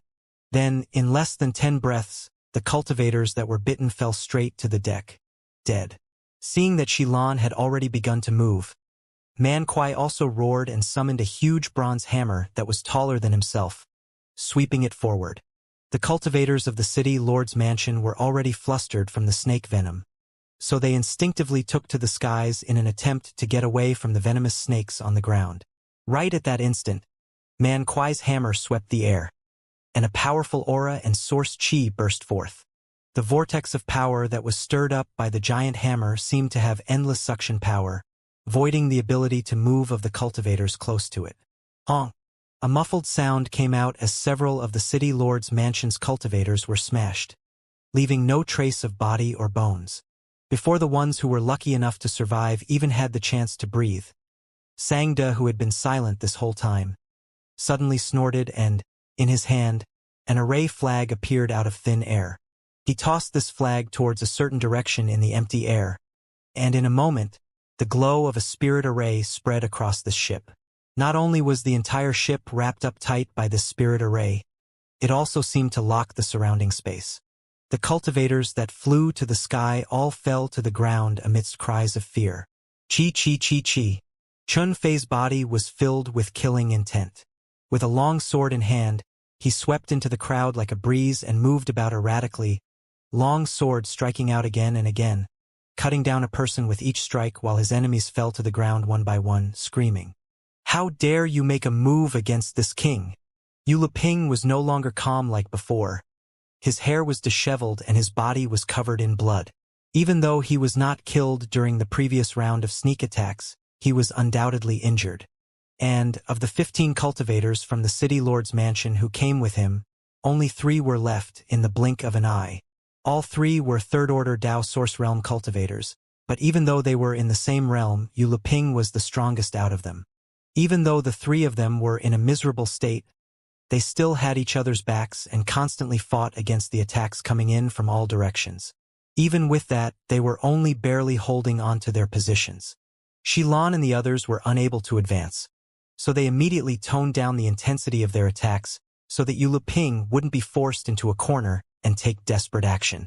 On the other side, when the cultivators saw the big fight erupting from the city lord's mansion's ship, and that their side were sustaining massive losses, all of them were scared pale and felt so dumbfounded that they did not immediately escape. "Little brat, you actually dare to slack off?" Xilan shouted hysterically at Yang Kai as if she just made a terrifying discovery. Everyone moved during the fight just now, but not Yang Kai. He was just standing there as if he was enjoying the show.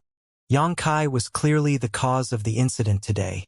If not for the past grievances between him and Yu Luping, it was impossible for the latter to chase him all the way out here, leading to this fight. But even though all of them made moves, the culprit responsible, Yang Kai, was indifferent. How could Xilan not be furious at this? Chun Fei and Man Kuai did not say anything, but they both looked unhappy. "Who said I'm slacking off?"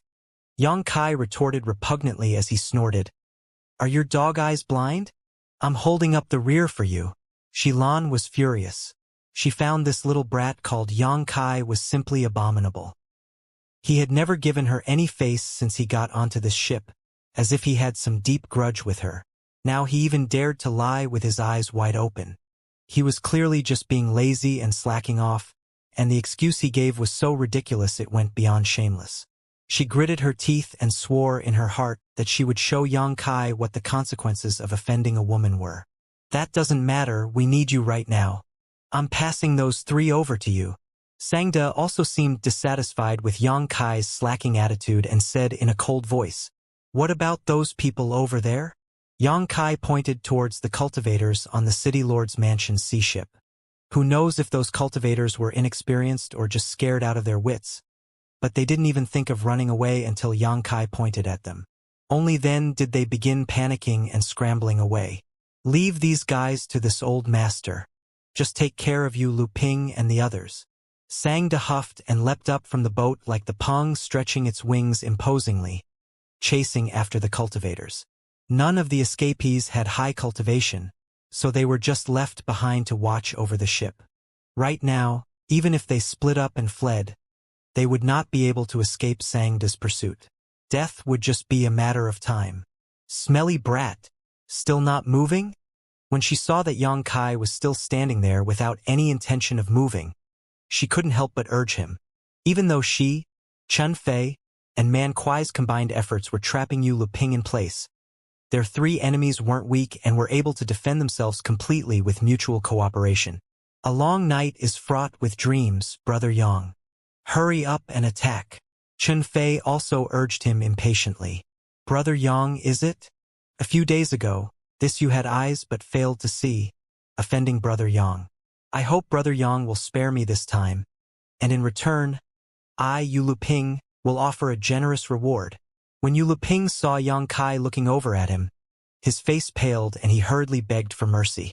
If he had known that his life would be in danger during this trip, then how could he have acted so rashly? Wouldn't it be fine if he just stayed on Clear Sky Island? There he could enjoy his authority and nobody would dare to slight him. But he didn't expect that he, whose words held so much power on Clear Sky Island, would be nothing out at sea. Xilan and the other 2 weren't easy customers to deal with, and he knew that begging them was useless, so he could only turn to Yang Kai for help. "I have 1,000,000 source crystals. I can give them all to Brother Yang. Please, spare me, Brother Yang." Yu Luping seemed to have figured out that he could not win someone over with empty promises, so he quickly brought out a real offer. 1,000,000 source crystals. Upon hearing this, Xilan and the others were all seeing red. Even though they were renowned on Clear Sky Island and had great power, their hard-earned source crystals were barely enough for their own use, and they had no balance for anything else. When they heard that Yu Luping actually had 1,000,000 source crystals, they instantly became like hungry wolves who have found fresh meat, unable to tear their eyes away. If they could get this 1,000,000 source crystals, they would be rich.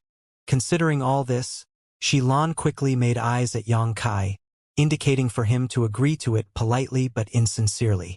They could think about what to do after they get their hands on the source crystals. Yang Kai ignored it and glared at Yu Luping in contempt. You think a meager million source crystals is going to buy your life? Meager. When Xilan and the others heard this, all their faces went dark. He calls a million source crystals meager? Does this brat have no concept of numbers? Yu Ping cried out, Brother Yang, my life is cheap. I can tell you're a cheap bastard. Yang Kai scoffed. Yu Ping said, Brother Yang, please have mercy and spare me. How can people dare to not lower their heads under the eaves? Even though he knew there was little hope, Yu Ping still couldn't give up on finding that one last thread of hope. Yang Kai laughed coldly and turned to the two cultivators around Yu Ping.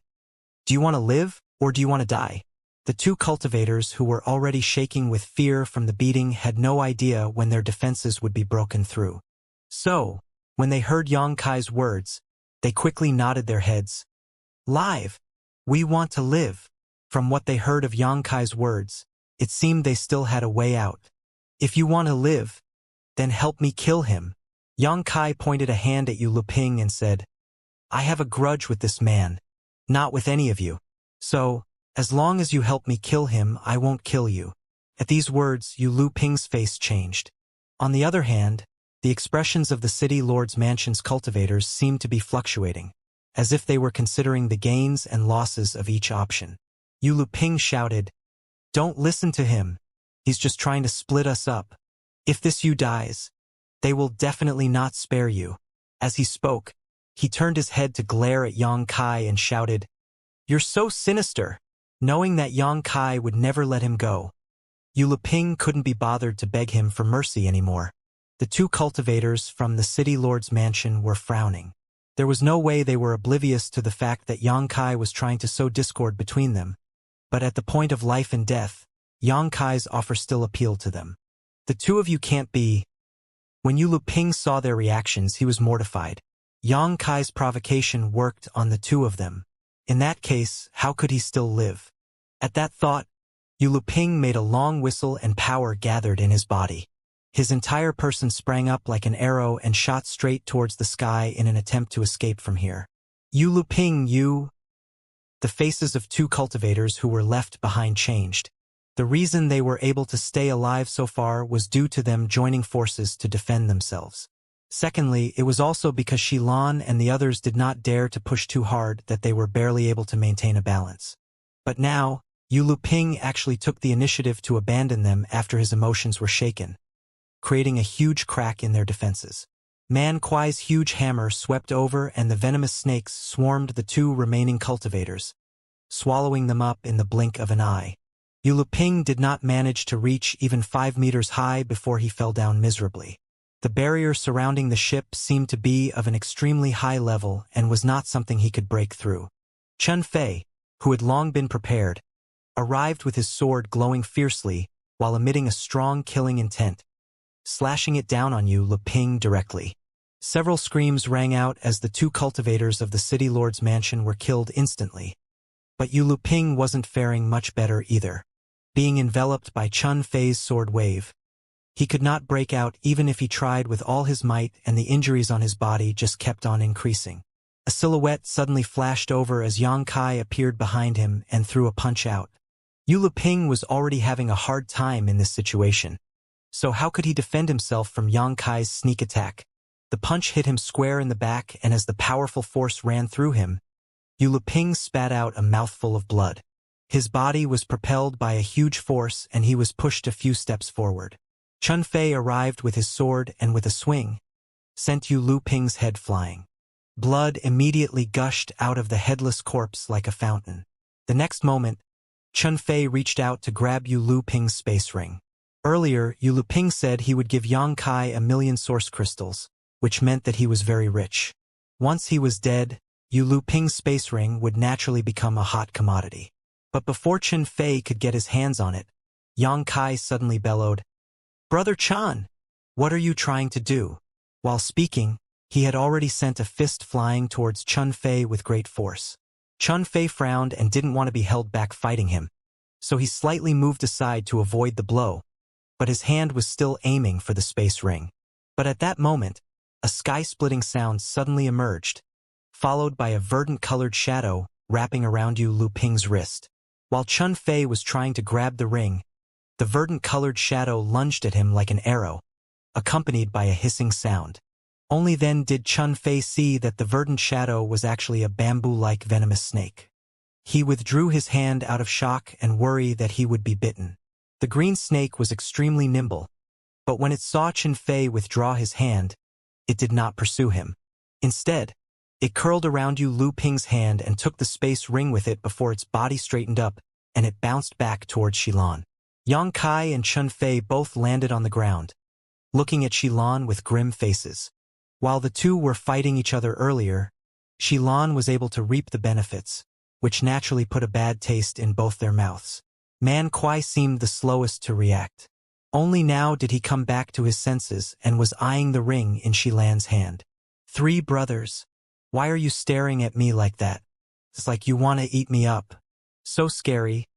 While speaking, Xilan slipped the space ring into her bosom. Chun Fei brandished his sword at Xilan. "If you dare do anything funny, don't blame me for being disrespectful." "What do you mean?" Xilan smiled, but she didn't dare to continue, clenching the space ring in her jade-white hand as she scoffed. "You know exactly what I mean." Chun Fei coldly snorted and turned to look at Man Kuai. "Brother Man, that ring may contain 1,000,000 source crystals in it. What do you think about this situation?" Man Kuai grinned meaningfully. "Naturally, ill-gotten gains should be split up amongst us." Yang Kai looked at Chun Fei in astonishment and expressed his dissatisfaction. "Why didn't you ask me?" Chun Fei said. "How could Brother Yang be interested in a meager 1,000,000 source crystals?" This comment was clearly made to mock what Yang Kai said to Lu Ping earlier. "Of course I'm interested. I'm very poor," Yang Kai said with a serious face despite having no actual interest in the source crystals. However, he simply could not show it at the moment, otherwise he may cause these people on the ship to become suspicious of him. For someone to be indifferent in front of 1,000,000 source crystals, anyone would start to have guesses. Yang Kai called out, "You have to count me in on this matter. Don't be so selfish." Chun Fei frowned. He knew he definitely wouldn't be able to get rid of Yang Kai since he exchanged blows with him earlier and could tell that Yang Kai's ability was not inferior to his own.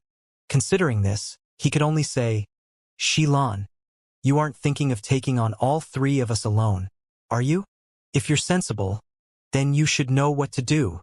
Xilan gritted her teeth with a look of hatred, but when she saw Man Kuai and the other men eyeing her like predators, she knew she couldn't monopolize Lu Ping's space ring. If she did so, she would definitely incur everyone's ire.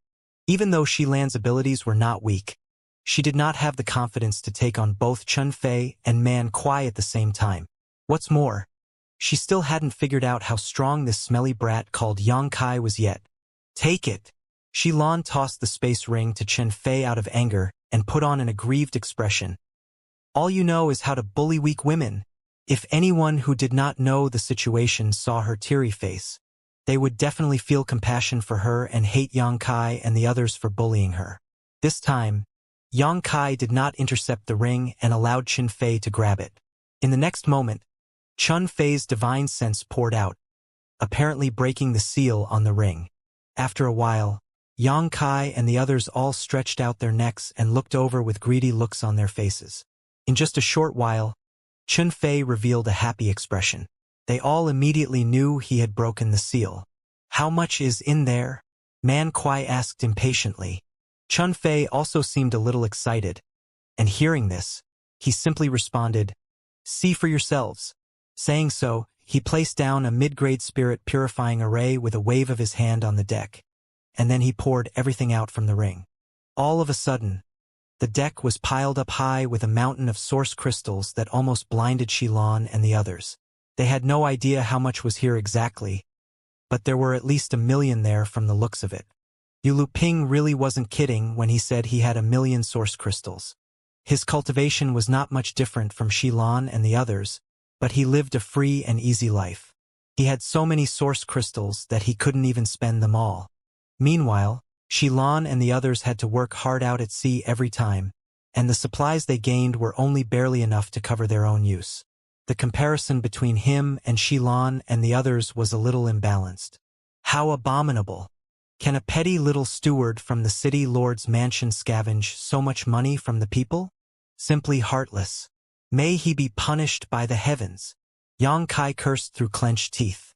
These words resonated with Xilan and the others. Indeed, Yu Luping was merely a steward in the city lord's mansion. But he actually amassed such a huge fortune. What about the others who were in higher positions than him? They must have more wealth than Yu Luping, right? Let's divide this up first. Man Kuai licked his lips and said with an excited expression, "How many shares?" Xilan asked. "Just the four of us. Who else do you want to share with?" Man Kuai replied matter-of-factly. Chun Fei and Yang Kai looked at each other, but neither of them said anything. "Then let's split it up." Xilan also made up her mind and waved her hand. Then the four of them split up the contents of Yu Luping's ring equally.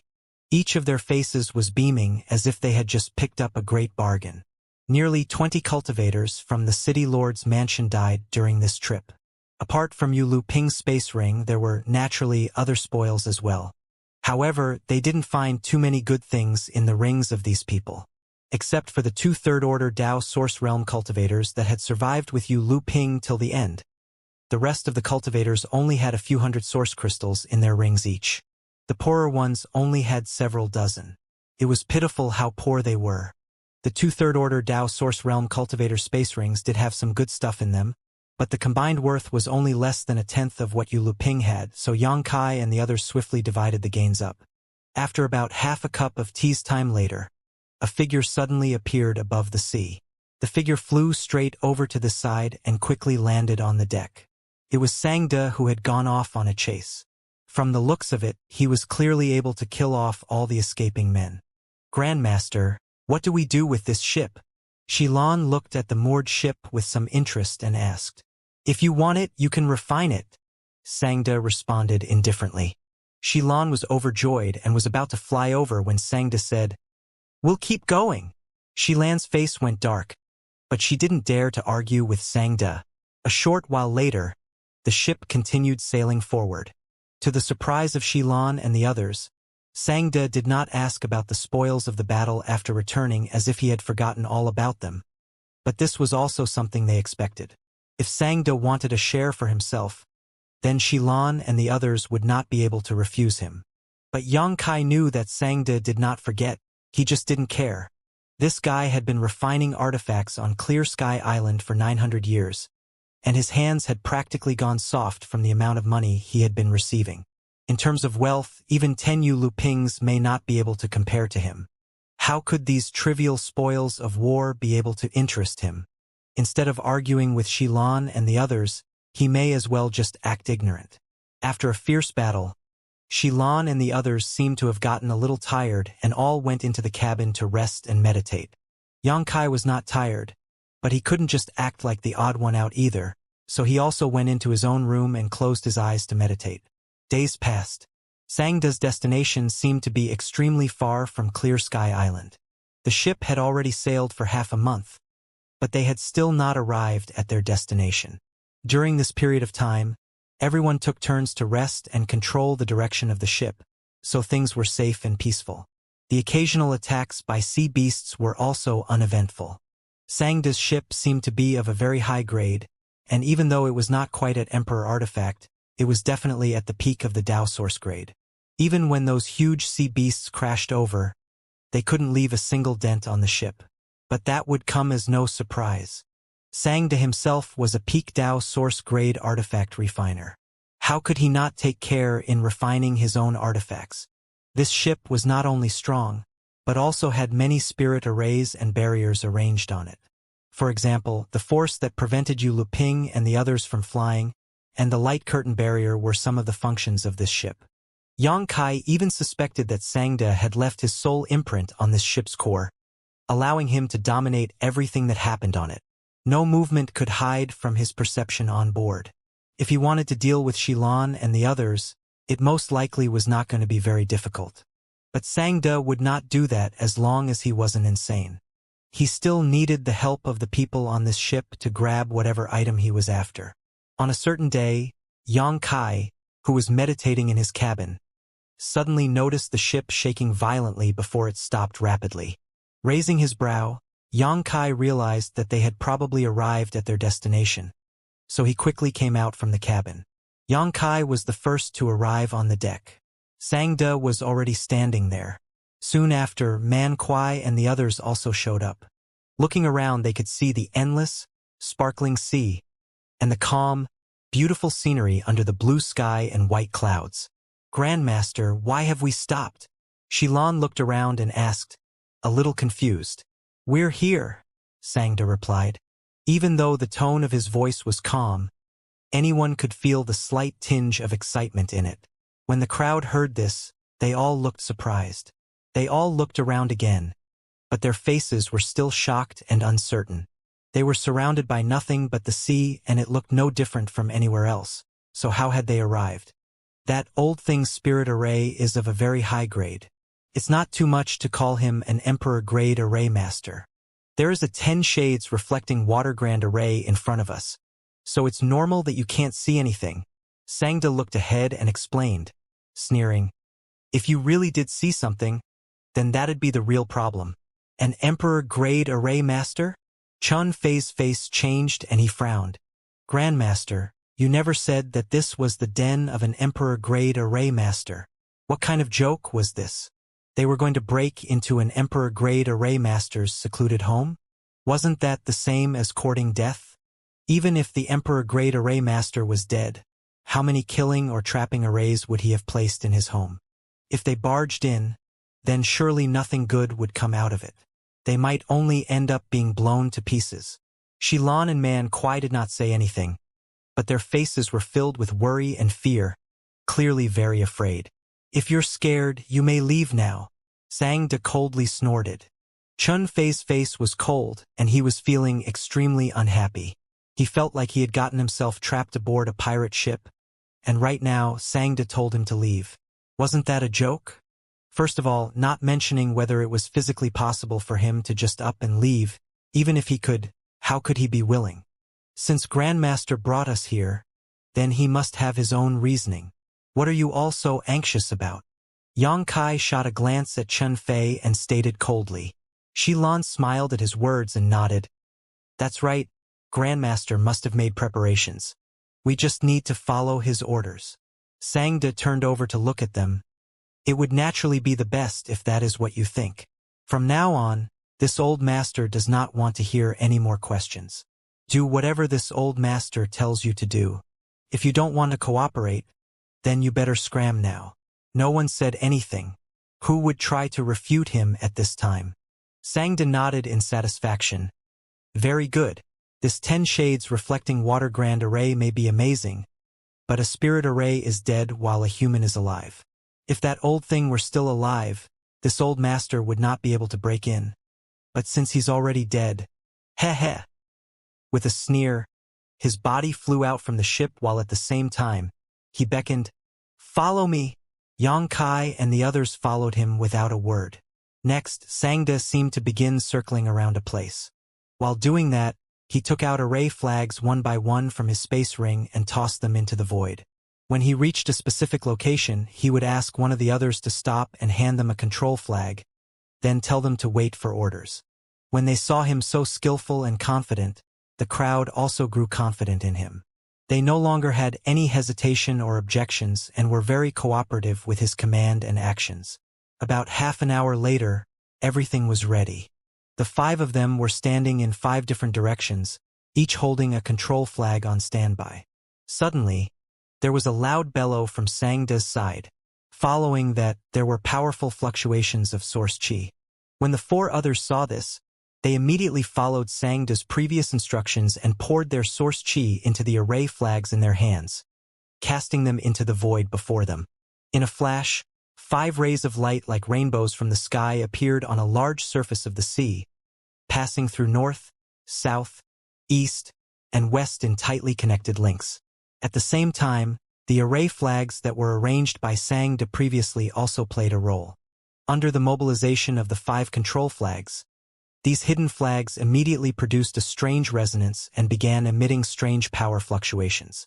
A transparent semicircular light curtain appeared out of thin air above the surface of the sea in the next instant. This huge light curtain was like an inverted bowl, enveloping the surface of the sea. Through the light curtain, one could vaguely see a difference in the scenery that was more than just the sea. When they saw this, they all immediately knew that what Xianxia said was true. There was in fact a master's secluded home here, but it was hidden by a powerful spirit array. All Xianxia had to do now was break open the spirit array to reveal the place inside once more. As the 5 of them kept on pouring out their source qi, the view inside the transparent screen of light gradually grew clearer and clearer. Xianxia looked closely and discovered that it was just a small island. It wasn't too big, but it had very good scenery. It was a rocky and craggy island with green grass that was pleasant to look at.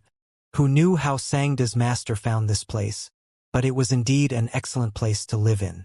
Since he couldn't leave the solitary void-sealed world, then it would still be a relaxing life to live here alone. It was a pity, however, that he was blind and accepted an unfilial disciple like Xianxia, so he could not have peace even after death, as Xianxia had brought a team of people over to disturb his rest. After an hour, Xianxia and the others had consumed so much strength that they were almost running out. But the view of the little island beneath the transparent light curtain was also finally completely presented in front of their eyes. At that moment, Xianxia seemed to have made some movements. After Xianxia and the others heard a buzz from the array flags arranged around the island, a huge force burst out and directly shattered the light screen. Xianxia and the others who were unprepared were all shaken back due to the huge burst of power and almost had to eat a loss. But from the looks of things, the 10 shades reflecting water grand array covering and concealing the island was broken. Xianxia had already taken the initiative to move towards the island. When they saw this, the others all used their movement skills to follow him and did not fall behind. Soon, the 5 of them gathered on the small island, standing on one edge of it. As Xianxia did not move, the rest didn't dare to move either. This was, after all, an Emperor-grade array master's secluded home. One wrong step might lead to a deadly disaster. After a moment of contemplation, Xianxia said, "There are still many spirit arrays on this island. This old master will deal with them one by one. Will you be waiting for this old master here or go with me?" After that, he added, "This old master suggests that you all wait for me here." The rest didn't speak, but Xilan hurried to say, "This island is dangerous. This mistress thinks it is safer to go with Grandmaster. Are you sure?" Xianxia glanced at Xilan. Xilan pursed her lips and smiled. "Grandmaster has brought me here, so you have to take responsibility for protecting me."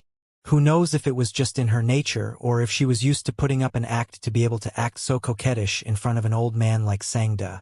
"What about you 3? Xianxia turned his head to the rest of them. Man Kuai scratched his head and grinned meaningfully. "I will follow Grandmaster too." Chun Fei frowned and glanced at Xianxia. "I'm tired. I'll rest here. Just call me when you're done." After that, Xianxia sat down cross-legged just like that. Chun Fei said, "Then I'll stay too, to keep Brother Yang company." Xianxia glanced at him with a meaningful smirk, but Chun Fei's face was unchanged. "Then the 2 of you follow this old master." With a sneer, Xianxia called out to Xilan and Man Kuai before leading the way forward. The 2 of them looked at each other, neither of them knowing whether their choice was right or not. But as things had come to this, they could only grit their teeth and follow. Once the group of 3 disappeared from their view, Chun Fei suddenly turned to Xianxia. "Brother Yang, are you not worried they will leave you behind if you do not follow them?" Xianxia responded indifferently, "If Brother Chun is afraid, just follow them yourself. Why involve me?" Chun Fei smiled. "Brother Yang seems to be quite hostile towards me. May this Chun know how he has offended you." Xianxia told him, "I've always been like this. If Brother Chun is not used to it, then don't talk to me in case you can't stand it." Chun Fei's face twitched, but he forced a smile. "This Chun admires a proud man like Brother Yang. You seem to be a capable person. I wonder if you would be interested in cooperating with this Chun." "Cooperation? What kind of cooperation?" Xianxia looked at him with a faint smile. Chun Fei spoke with a straight face. "No need to speak in illusions with me. Since Brother Yang was invited here by Grandmaster, Brother Yang must also wish to leave the solitary void-sealed world. If what the Grandmaster said is true and he has a tool to leave this place, would Brother Yang not wish to get that tool in his hands? The corners of Yang Kai's mouth rose, revealing a meaningful smile. Brother Chun has bold thoughts. Chun Fei continued, the location of the exit is in Sangda's hands. If he has that and the items necessary to reach it, then it will give him control over whether he will bring us along when the time comes. Whether Sangda can be trusted or not is a whole other matter. Regardless, I don't believe in him, but if we can get a hold of whatever it is we are here for, then the power to make those decisions would fall into our hands. Sangda will also have to act in accordance with our will. Yang Kai nodded. Brother Chun has a fair point. I hadn't thought of that. Chun Fei smiled. Brother Yang just has not considered it. You have a gentleman's heart, open and honest. He ended his piece on a flattering note, much to Yang Kai's pleasure. Then according to Brother Chun, what are we to do? Chun Fei said. Naturally, when Sangda finds the thing, first, Brother Chun will rush over to slash around to create a distraction, while I take the opportunity to snatch the thing away. Yang Kai did not wait for him to finish and ended his sentence for him. Chun Fei's face went dark as his mouth was left wide open, but he couldn't muster a word even after a long time. Yang Kai asked seriously, does Brother Chun think that this proposal is no good? Chun Fei's face twitched. Well, please allow this Chun to think about it. They are not easy to deal with. Things may fall beyond redemption if I make one false move. Naturally, consideration is needed. When Brother Chun is done considering, let me know. Then I also know when I should make my move. Yang Kai said with a straight face. Yes, of course. Chun Fei nodded stiffly. Seeing Chun Fei go silent, Yang Kai sneered in his heart and didn't say any more. Who knew whether he was trying to cheat him by asking for cooperation? His sincerity alone left much to be considered. Otherwise, why would Yang Kai press him back so brusquely? People like Chun Fei obviously just wanted to use others. They were not reliable at all. Besides, even if the two of them worked together to get the item, who should be in charge of it in the end? But Chun Fei was right about one thing. The location of the exit was in Sangda's hands. If Sangda were to take control of the item necessary to reach the exit as well, then whether he brought them along would still be up to him. Naturally, if Chun Fei could think of it, Yang Kai could as well. Shilan and Man Kuai were no fools either. They had definitely considered this matter before, and that was why they followed closely with Sangda in case that guy decided to destroy bridges after crossing them. But Yang Kai felt that there was no use in following Sangda now. It was impossible for Sangda to spend 5 years gathering 5 people to come here just to break the 10 shades reflecting water grand array. There must be parts where their power was necessary after this. So, even if Sangda wanted to leave them behind, it wasn't time yet. Yang Kai was not afraid of anything. With his current strength and the help he had, Sangda would not be able to resist him. After finding the tool, if Sangda was sensible, he would naturally work together with him to leave this solitary void-sealed world. If not, then Yang Kai could only use force. Deep inside the island, some peculiar movements could be sensed from time to time, seemingly caused when Sangda managed to crack a spirit array. This showed that he was not only proficient in artifact refining, but also adept in spirit arrays. Most likely something he had learnt from his deceased master. An hour later, Shilan and Man Kuai both came back disheveled, both looking extremely unhappy.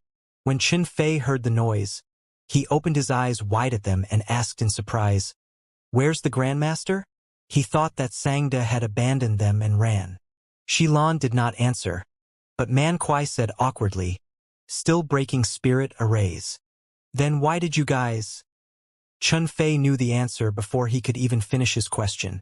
Not only were Shilan and Man Kuai useless next to Sangda, they also suffered a lot at the hands of some of the spirit arrays, and that was why they retreated back here. Considering all this, he couldn't help but take pleasure in their misfortune. He felt inwardly thankful that he chose to stay, otherwise, he would have been in the same miserable state as the two of them. After returning, Shilan and Man Kuai both found a spot to sit down cross-legged so they could recuperate. Days passed by. During the past few days, none of them moved.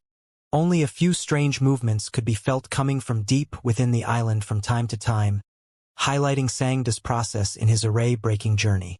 After a few days of rest, everyone had basically restored their strength.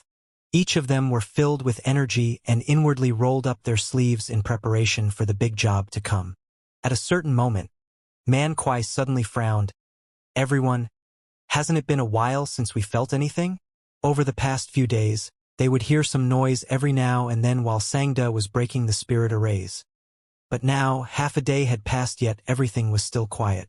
They couldn't help but feel suspicious at that. Grandmaster couldn't have. Chun Fei's face changed and he thought of a terrible possibility. When they heard him say this, all of their faces became serious. If Sangda was really killed by the spirit arrays left behind here, then it would be a disaster. At this moment, Shilan suddenly took out a communication bead and announced in pleasant surprise, "Grandmaster is asking us to go to him. He has already destroyed the spirit arrays along the way." All of them were shaken awake by those words and got up and headed deeper into the island. Along the way, traces of explosions could be seen, obviously the work of Sangda while breaking the spirit arrays. From the traces and residual power, Sangda was truly a peak Dao source realm master, and his strength was definitely not to be underestimated. Only after walking for a full hour did the group of four catch sight of Sangda's figure. He was sitting cross-legged in front of a stone wall at this moment. It could be seen that the days of breaking spirit arrays were quite exhausting for him, and he appeared haggard and tired.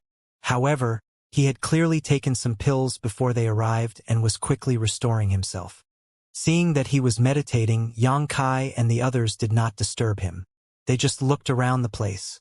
Soon, their eyes were attracted to a stone slab on the stone wall. The stone slab was flat and smooth, and from the looks of it, it seemed to be a door that was blocking their path to the land beyond the stone wall. Sangda was clearly meditating here because he was also blocked by the stone door.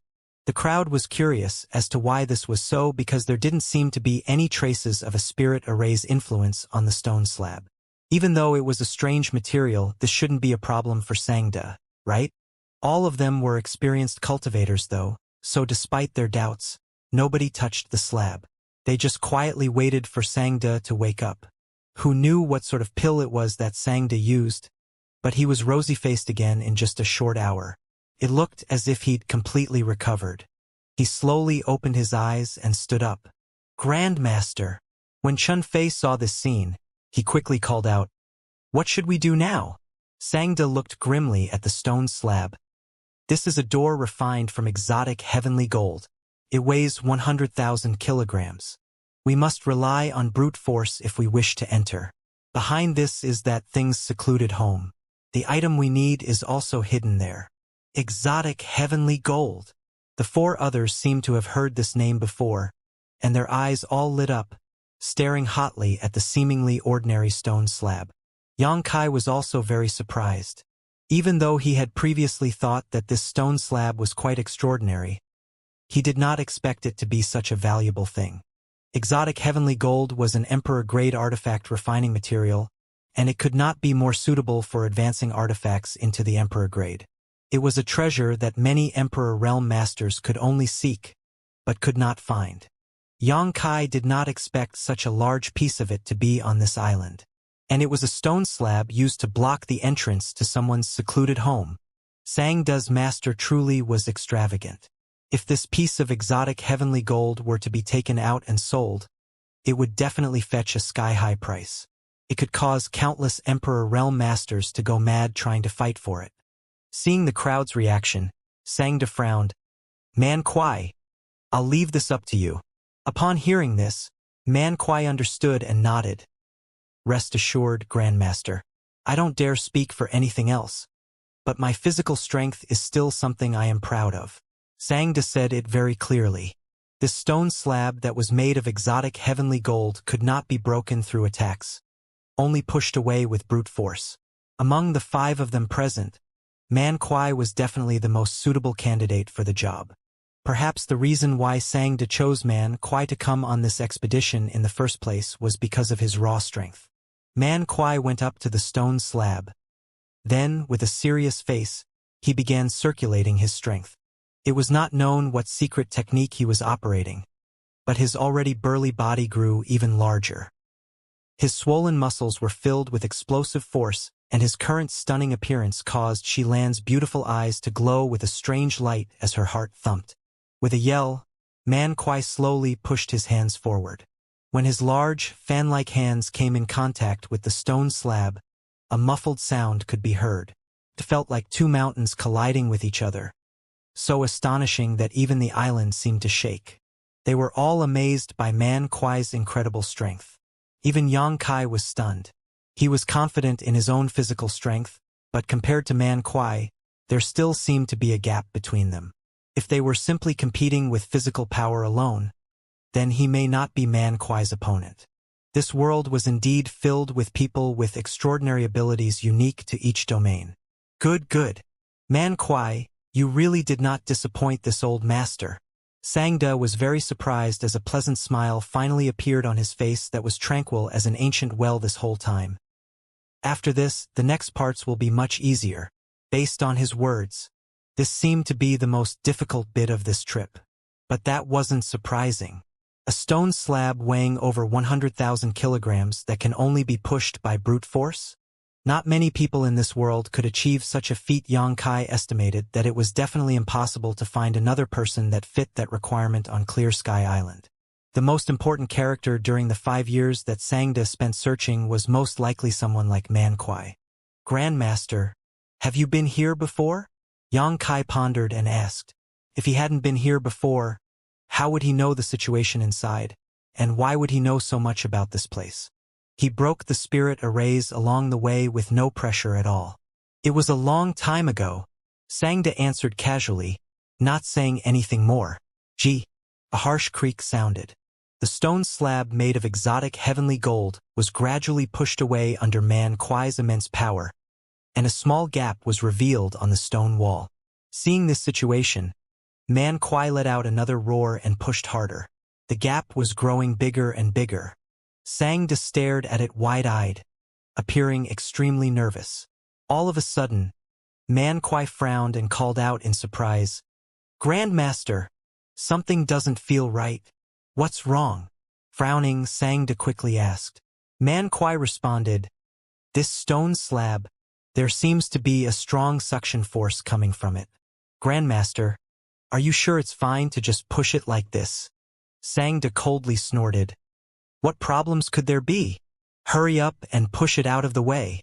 Even though Man Kuai could vaguely feel that something was wrong, he still put his trust in the expert here and added more force into his push, widening the gap into one large enough for one person to pass through. Seeing this situation, Sangda shouted, "Get inside!" Yang Kai and the others who had already been prepared naturally rushed in one by one. As soon as they rushed inside, they heard Man Kuai suddenly screaming in terror as if he had encountered a terrible situation. Following that, he shouted, "Grandmaster, save me! What happened?" Xilan quickly turned around and asked with a pale face. Man Kuai was perfectly fine pushing the stone slab when she was rushing in just now, so how did things go awry in the blink of an eye? Man Kuai's screams caused Yang Kai others to pale, and they all released their divine sense to check the situation behind them. When they saw what the situation was like, all of them could not help but gasp. For some reason, Man Kuai's hands were stuck to the exotic heavenly gold stone slab, as if he was sucked onto it and couldn't free himself no matter how hard he struggled. It was bad enough as it was, but the slab was swallowing his vitality at an incredible speed as well. This draining was at a rate that was visible to the naked eye, and soon, the originally inconspicuous-looking slab became blood red, emitting a sickening aura. "Grandmaster, save me!" Man Kuai yelled as hard as he could, panicking. If he had known this stone slab was so strange, he would never have touched it, but it was too late to say anything now. In just a few breaths, he could already feel his power weakening by half. If they waited a little longer, wouldn't he be sucked dry? Yang Kai and the others all turned to look at Sangda, wanting to know what he was going to do. Sangda hurriedly said, "Hold on. This old master is on his way." As he said that, he rushed over to Man Kuai's side.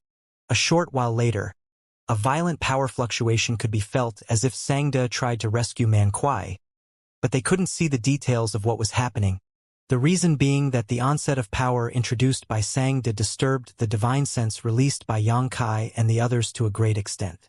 Not long after, Man Kuai's voice faded away. Sangda returned with a gloomy look on his face. When he reached them, he said with a sorrowful face, "Brother Man has met with misfortune." The faces of both Shilan and Chun Fei changed, and they were all looking at Sangda with somber looks in their eyes. But Yang Kai's face was calm as water. They knew how strong Man Kuai was, but to think a guy like that could die in just such a short period of time. He was definitely caught in some powerful seal or trap. If it were Shilan or Chun Fei, then they likely wouldn't have fared any better. Damn it! There was a spirit-devouring grand array hidden within that stone slab. This old master failed to detect it and caused Brother Man to suffer this unwarranted disaster. Truly a tragedy. How despicable! Sangda lamented for a while, voice low as if he was in pain because of what happened to Man Kuai. After a while, he looked up. "I hope what happened to Brother Man has not left any trauma on any of you." None of them spoke. Nobody knew whether what happened to Man Kuai happened because Sangda truly failed to discover the spirit-devouring grand array, or if he did discover it and kept it to himself on purpose so that Man Kuai would send himself off to his own death. No matter what, they had already come this far, and the one who died was just an outsider, so it was naturally impossible for them to back out here. But after this incident, no matter who it was, none of them dared to take things lightly. This was the den of an Emperor-grade array master, so any corner they walked into may be deadly. "If you are all fine, then continue on with this old master." Sangda swept a glance at the group. Yang Kai asked, "Grandmaster, you made preparations for 5 of us. Will there be no issues after this with one less?" Sangda responded, "There won't be any issues. The main reason this old master sought out Man Kuai was to push away that stone slab. He has already completed the task, so his assistance will not be required from now on." "So, that's how it is." Yang Kai grinned. "All right then. Continue leading the way, Grandmaster." Sangda nodded and led the way forward. The remaining 3 exchanged glances with each other, but they all followed along. Through what Yang Kai just asked though, the 3 of them could almost be sure that Sangda definitely knew about the spirit-devouring grand array hidden within the stone entrance, and also knew what would happen if Man Kuai were to push it open. He just kept quiet on purpose. In other words, after he pushed the dragon-suppressing stone, Man Kuai's utility was gone, so it didn't matter whether he lived or died. This old man usually looked harmless, but he was in fact a sinister man. Both Shilan and Chun Fei knew they had to be on their guard. Along the way though, they did not encounter any obstacles. This was in fact a secluded home left behind by a master. The interior was spacious and the cave walls were lined with luminous stones that emitted a faint glow, making it appear a little less dim. An hour later, the crowd walked about 1,000 meters underground and finally arrived before a huge stone cave. Stalactites were hanging from the cave roof and the water drops dripping down off them made a crisp splash as they hit the ground. After arriving here, everyone's eyes were immediately attracted to an object placed at the center of the cave. There was an artifact measuring 20 to 30 meters long with smooth curves forming a shuttle shape. The aura coming off this shuttle proved this was an extraordinary artifact. After arriving here, Sangda's eyes suddenly brightened up and he stood in place, staring at the shuttle-shaped artifact, eyes not turning away for even a moment. Yang Kai and the others were also looking at it with amazement. They all knew that Sangda had brought them here to pick up a tool that would allow them to leave the solitary void-sealed world. So when they saw this thing, they naturally associated that with it. "Grandmaster, could this be?" Shilan was the first who couldn't resist asking. Even though Chun Fei did not speak, his eager eyes have deeply betrayed what he was feeling. "Indeed," Sangda nodded heavily. "This is the Sea King shuttle refined by that old ghost. Even though it is not an Emperor artifact, the only thing it lacks is Emperor aura. With this old master will be able to get out of this solitary void-sealed world." He looked completely excited. Chun Fei and Shilan were also ecstatic. They did not expect this trip to be so easy. After all, when they followed Sangda here, other than the 10 shades reflecting water grand array that needed the 5 of them to break before they could enter the island. They didn't seem to encounter any difficulties. Man Kuai was the only one to have met with misfortune, and they had only followed Sangda here to see the special tool that was just within their reach. Grandmaster, I hope you don't forget our merits when we leave here. Chun Fei gave him a hasty reminder. Sangda grinned meaningfully. Naturally, I will not forget. He paused for a moment before continuing. Do you all still have the array flags this old master handed to you previously? Even though they had no idea why he was asking this, they all took out the array flags from before. These array flags were the ones used to break the 10 shades reflecting water grand array. After it was broken, Sangda did not ask for them back, so they kept them for themselves. Very good. Sangda smiled. There is still a spirit array surrounding the Spirit King shuttle that requires breaking. This old master will have to borrow your strength. Xilan quickly said, Just tell us what we need to do, Grandmaster. Since things had already come to this, she was naturally very cooperative and had long forgotten about Man Kuai's tragic death. Come with me. Sangda waved his hand and flew towards the Sea King shuttle. The rest of them hurriedly followed, each feeling eager and ecstatic within themselves.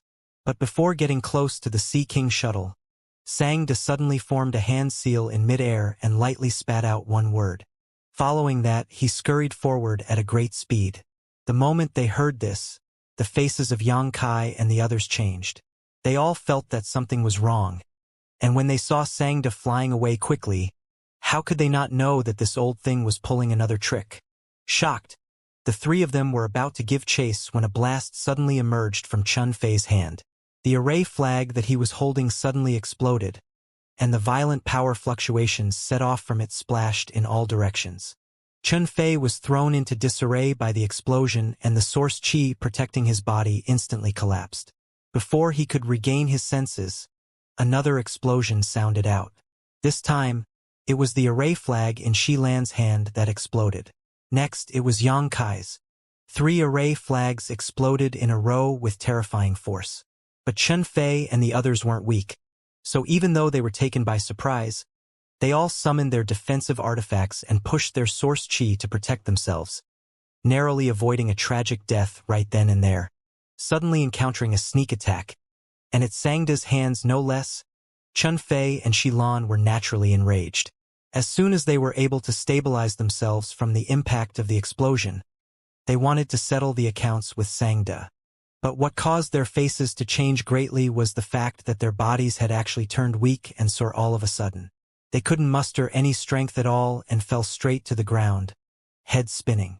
Yang Kai did not appear to be faring much better either and fell down beside the 2, not moving in the slightest. Poison!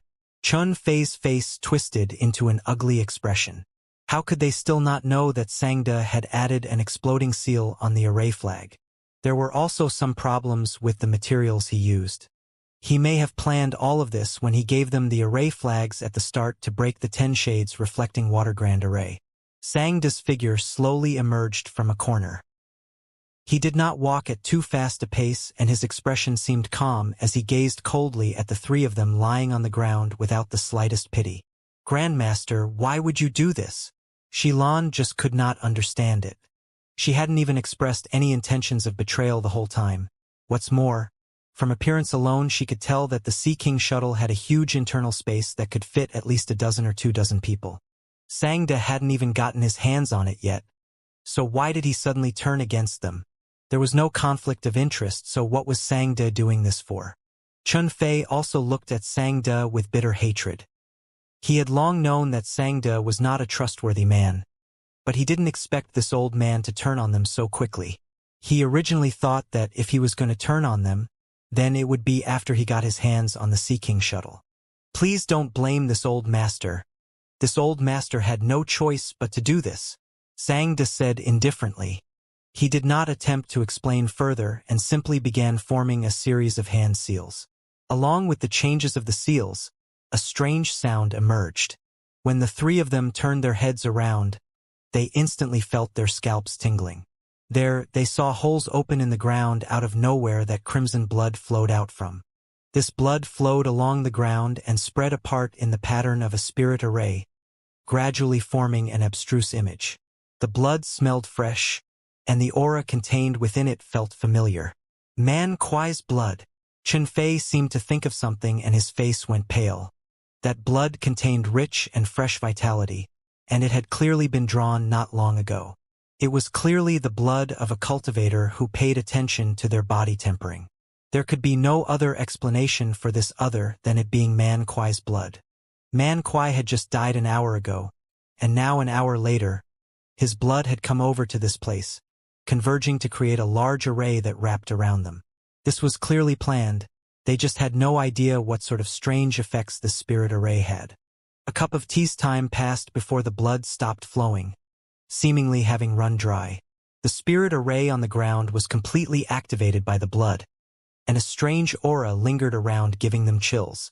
A faint cry and howl could even be heard from it. Chen Fei and the others on the ground silently circulated their source qi to neutralize the poison inside of them. But for some reason, whatever that poison was, the more they tried to neutralize it, the weaker they felt. Suddenly, Xilan's face paled and she called out in alarm, "Man Kuai!" Hearing her shout, Chen Fei quickly looked over and his eyes went wide. That was because an illusory phantom had actually appeared at the center of the spirit array. This illusory phantom looked exactly like Man Kuai, except that it had no spirituality, like a listless soul without a consciousness. It was Man Kuai's soul avatar. Not only did the stone slab suck out all of Man Kuai's vitality, it didn't let his soul avatar off either. From the current appearance of Man Kuai's soul, it seemed to have endured great damage. Otherwise, he would not appear so dull. Even without a physical body, a third-order Dao Source Realm Master Soul could still maintain a high degree of coherence and sanity for a time. "Sangda, what are you trying to do?" Chen Fei gritted his teeth and shouted, as if he couldn't stand being oppressed by an unknown horror. His psychological defenses were already showing signs of collapsing. Sangda coldly snorted, ignoring his words, and instead stomped hard on the ground. "Old ghost, it's time to wake up. Someone else is here." Chen Fei's face turned white and he turned his head to look around. Xilan was also looking around in disbelief, wanting to know who the old ghost that Sangda spoke to was. In the next moment, both of them looked in the same direction in unison. There, an ethereal figure slowly appeared. From the looks of it, it seemed to be a soul avatar, but unlike Man Kuai's, this soul avatar seemed extremely weak and could disappear at any moment. After the figure was revealed, an aura like that of an evil spirit spread out. Sangda laughed maliciously. "Old ghost, I brought you some delicious food. What are you waiting for? Hurry and thank me. This apprentice treats you well, doesn't he?" "What?" When he heard this, Chen Fei's jaw instantly dropped as he stared tongue-tied at the illusory phantom. Color also drained from Xilan's beautiful face. "This is your master?" Sangda snorted. "You don't need to concern yourselves with that. Just lie there obediently." As Sangda spoke, he frowned at Yang Kai. For some reason, he had the feeling that Yang Kai was too calm in this situation. Even though he was also lying there and not moving like Chen Fei and Xilan, he didn't even say a word. Had he just become resigned to his fate? No matter the case, Sangda didn't care anymore. He just wanted to get this over with quickly. "What did you mean by food?" Chen Fei asked in disbelief. But as soon as he was done speaking, he knew the answer. The evil spirit of Sangda's master let out a harsh and unpleasant screech before pouncing on Man Kuai's soul avatar like a hungry wolf, opening its big mouth and taking half of Man Kuai's body away in one bite. This ghost-like being could even eat soul avatars. Such a thing was unheard of and never before seen. Chen Fei and Xilan were both in a daze as they watched this horrific scene, feeling chills running through them from head to toe. Under their horrified eyes, the illusory phantom ate up Man Kuai's soul avatar in less than 10 breaths. But it was clearly not satisfied yet. Instead, it seemed to have become even more ferocious. Its originally ethereal body had become much more solid. It turned around and stared viciously at Chen Fei. With a howl, it turned into a gust of cold wind and rushed towards Chen Fei. "No! Stay away!" Chen Fei was terrified and shouted in resistance. But he couldn't muster up any strength right now, so how could he resist? The illusory phantom's figure flickered and disappeared into his body. Following that, Chun Fei's body began convulsing, his eyes twitching non-stop as his face twisted into a hideous expression, like he was suffering a terrible torture. Xilan was already pale with fear, so seeing that she would be the next one to experience this, she hurriedly pleaded with Sangda, "Grandmaster, please spare me. I can serve you as your slave in the future to the best of my ability. I won't disappoint you." As she spoke, she also squeezed out a very forced smile, as if trying to make a last-ditch effort to use her beauty to win her another chance at life. Sangda ignored her and coldly snorted. "You're a pile of rotten meat that even wild dogs won't touch, and you dare try and pull this coquettish act with me?" Xilan's beautiful eyes dimmed. She knew there was no getting out of this now. Right at that moment, Chun Fei suddenly stopped breathing, and the illusory phantom rushed out of his body. Eating two soul avatars one after another, the illusory phantom's figure had now become very solid, and some sentience also seemed to have been restored to its eyes. But it didn't stop there. Rushing straight into Xilan's body, it repeated the same process once more. Xilan cried out miserably. She knew she would surely die, so she cursed Sangda non-stop, cursing him to a miserable death. Sangda coldly snorted, but he paid her no mind, turning his attention to Yang Kai instead. "You don't seem worried at all." Yang Kai grinned. "I'm already the fish on the chopping block. What use is there in worrying now?" Sangda smirked. How open-minded. This old master can appreciate that. Since Grandmaster appreciates it, how about letting me go? We can become good friends once we're out. Yang Kai asked with a smile on his face. Sangda's face darkened. "Definitely not. You are the key to this old master's deal with that old ghost. I can let anyone else go, but not you. Deal?" Yang Kai keyed in on the information and asked in surprise, "What kind of deal?" "It's none of your concern." Yang Kai curled his lip. "That's quite funny, Grandmaster. Since I am the key to the deal, how is it none of my concern? I'm going to be dead anyway, so let's hear it. Not like it's going to cost you anything." Sangda sneered. "You better stay there obediently and not resist. Then you won't have to suffer as much." After saying that, he stopped paying any attention to him. Yang Kai made a light snort, but he didn't dwell on the topic any longer. Instead, he turned to look at the Sea King shuttle. "Grandmaster, this being the item you said is required to leave the sealed world is not a lie, is it?" Sangda did not change the subject this time and nodded. This Sea King shuttle took the old ghost his whole life to create just in preparation to leave this place. How could it be a lie? This shuttle is enough to leave the sealed world. Wonderful, Yang Kai praised, but it was not known what he was praising. By this time, Xilan had also died. After the Een Soul devoured Xilan's soul avatar, it had completely restored itself, and its eyes appeared lively, no longer rigid and dull like before. "You've restored yourself pretty well," Sangda scoffed as he looked at the Een Soul. The Een Soul said, "All thanks to this old master for accepting such a good disciple. It is only right for me to do this for my master," Sangda snorted. This master and disciple pair exchanged a few sentences with shallow smiles, showing no kinship that a master and disciple should have at all. Their eyes were completely filled with hatred for each other. It's a wonder how they came to this point today. The Een Soul turned his head to look at Yang Kai. "This is the body you found for this old master?" Sangda responded, "I spent a lot of effort in order to find him." The Een Soul frowned. "How is the power of his soul? Can he carry this old master's body?" "I tested him myself. Even if he is a little weaker than me, he is not that much worse. He should have no problems supporting you." The Een Soul nodded. "That would be best."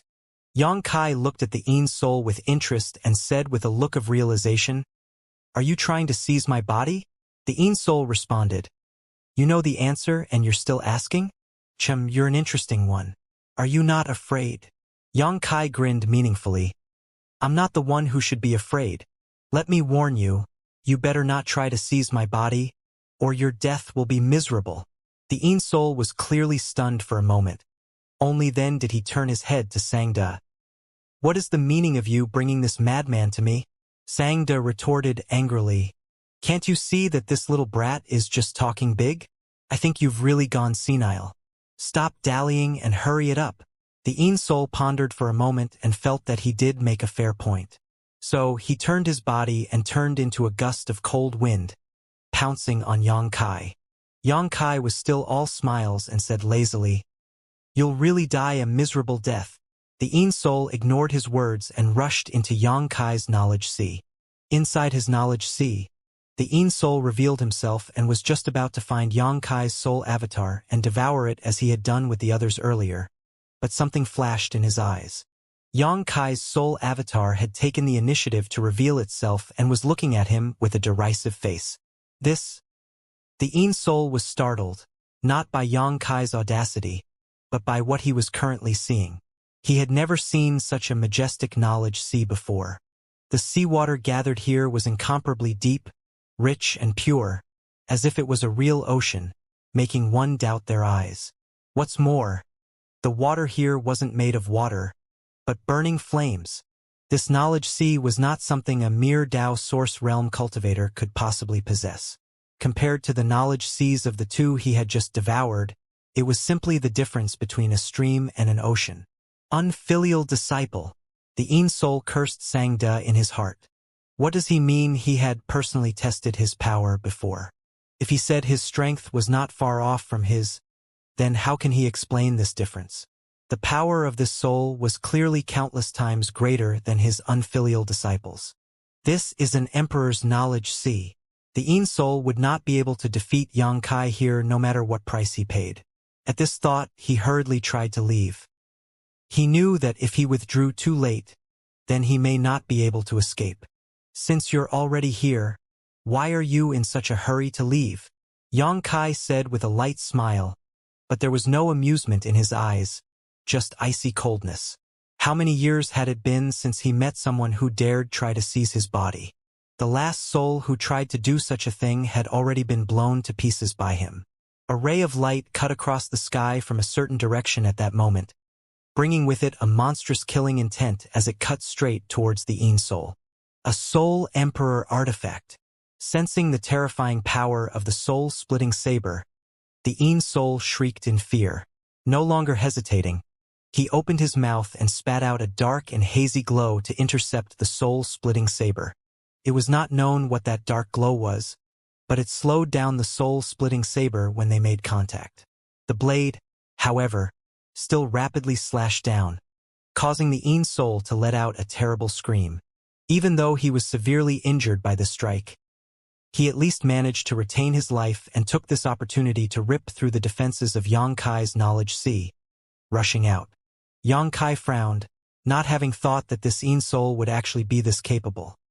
However, he was definitely injured after taking a hit from the soul-splitting saber. Even if he didn't die here, he wouldn't be able to stay alive for long. In the stone cave, Yang Kai reopened his eyes and immediately heard the howls of the Soul, making it obvious the great pain it was suffering. Looking over, Yang Kai found the Soul huddled in a corner, its originally opaque body now faded, flickering in and out of existence, as if he might fall apart at any moment. Sangda was staring in shock at the sight. Only after a long time did he let out a shout. "Old ghost, what happened?" The Soul was wounded so badly that he didn't hear what he said at all. How could he still have the strength to answer him now? "AI, you didn't listen to me when I gave you a kind warning. You just had to make yourself suffer before finding out the consequences." Yang Kai sneered as he stood up, looking as if this all had nothing to do with him. Sangda stumbled backwards a few steps and looked at Yang Kai as if he had seen a ghost. How could you possibly?" Yang Kai was clearly injured and also affected by the poison, so how did he become so lively in just the blink of an eye? The changes that came one after another caused Sangda's heart to quickly fall. Yang Kai coldly snorted. "You made a meticulous plan and took great pains to bring us here so that your master could devour us and take over my body. This truly is a scene of filial piety flowing deeper than the ocean. It really does move one to tears, Grandmaster." Sangda's face was cloudy, You knew this was going to happen. Yang Kai quickly said. Not only me, both Chun Fei and Shilan came prepared. But so what? Didn't they fall into your hands too, Grandmaster? Then why are you fine?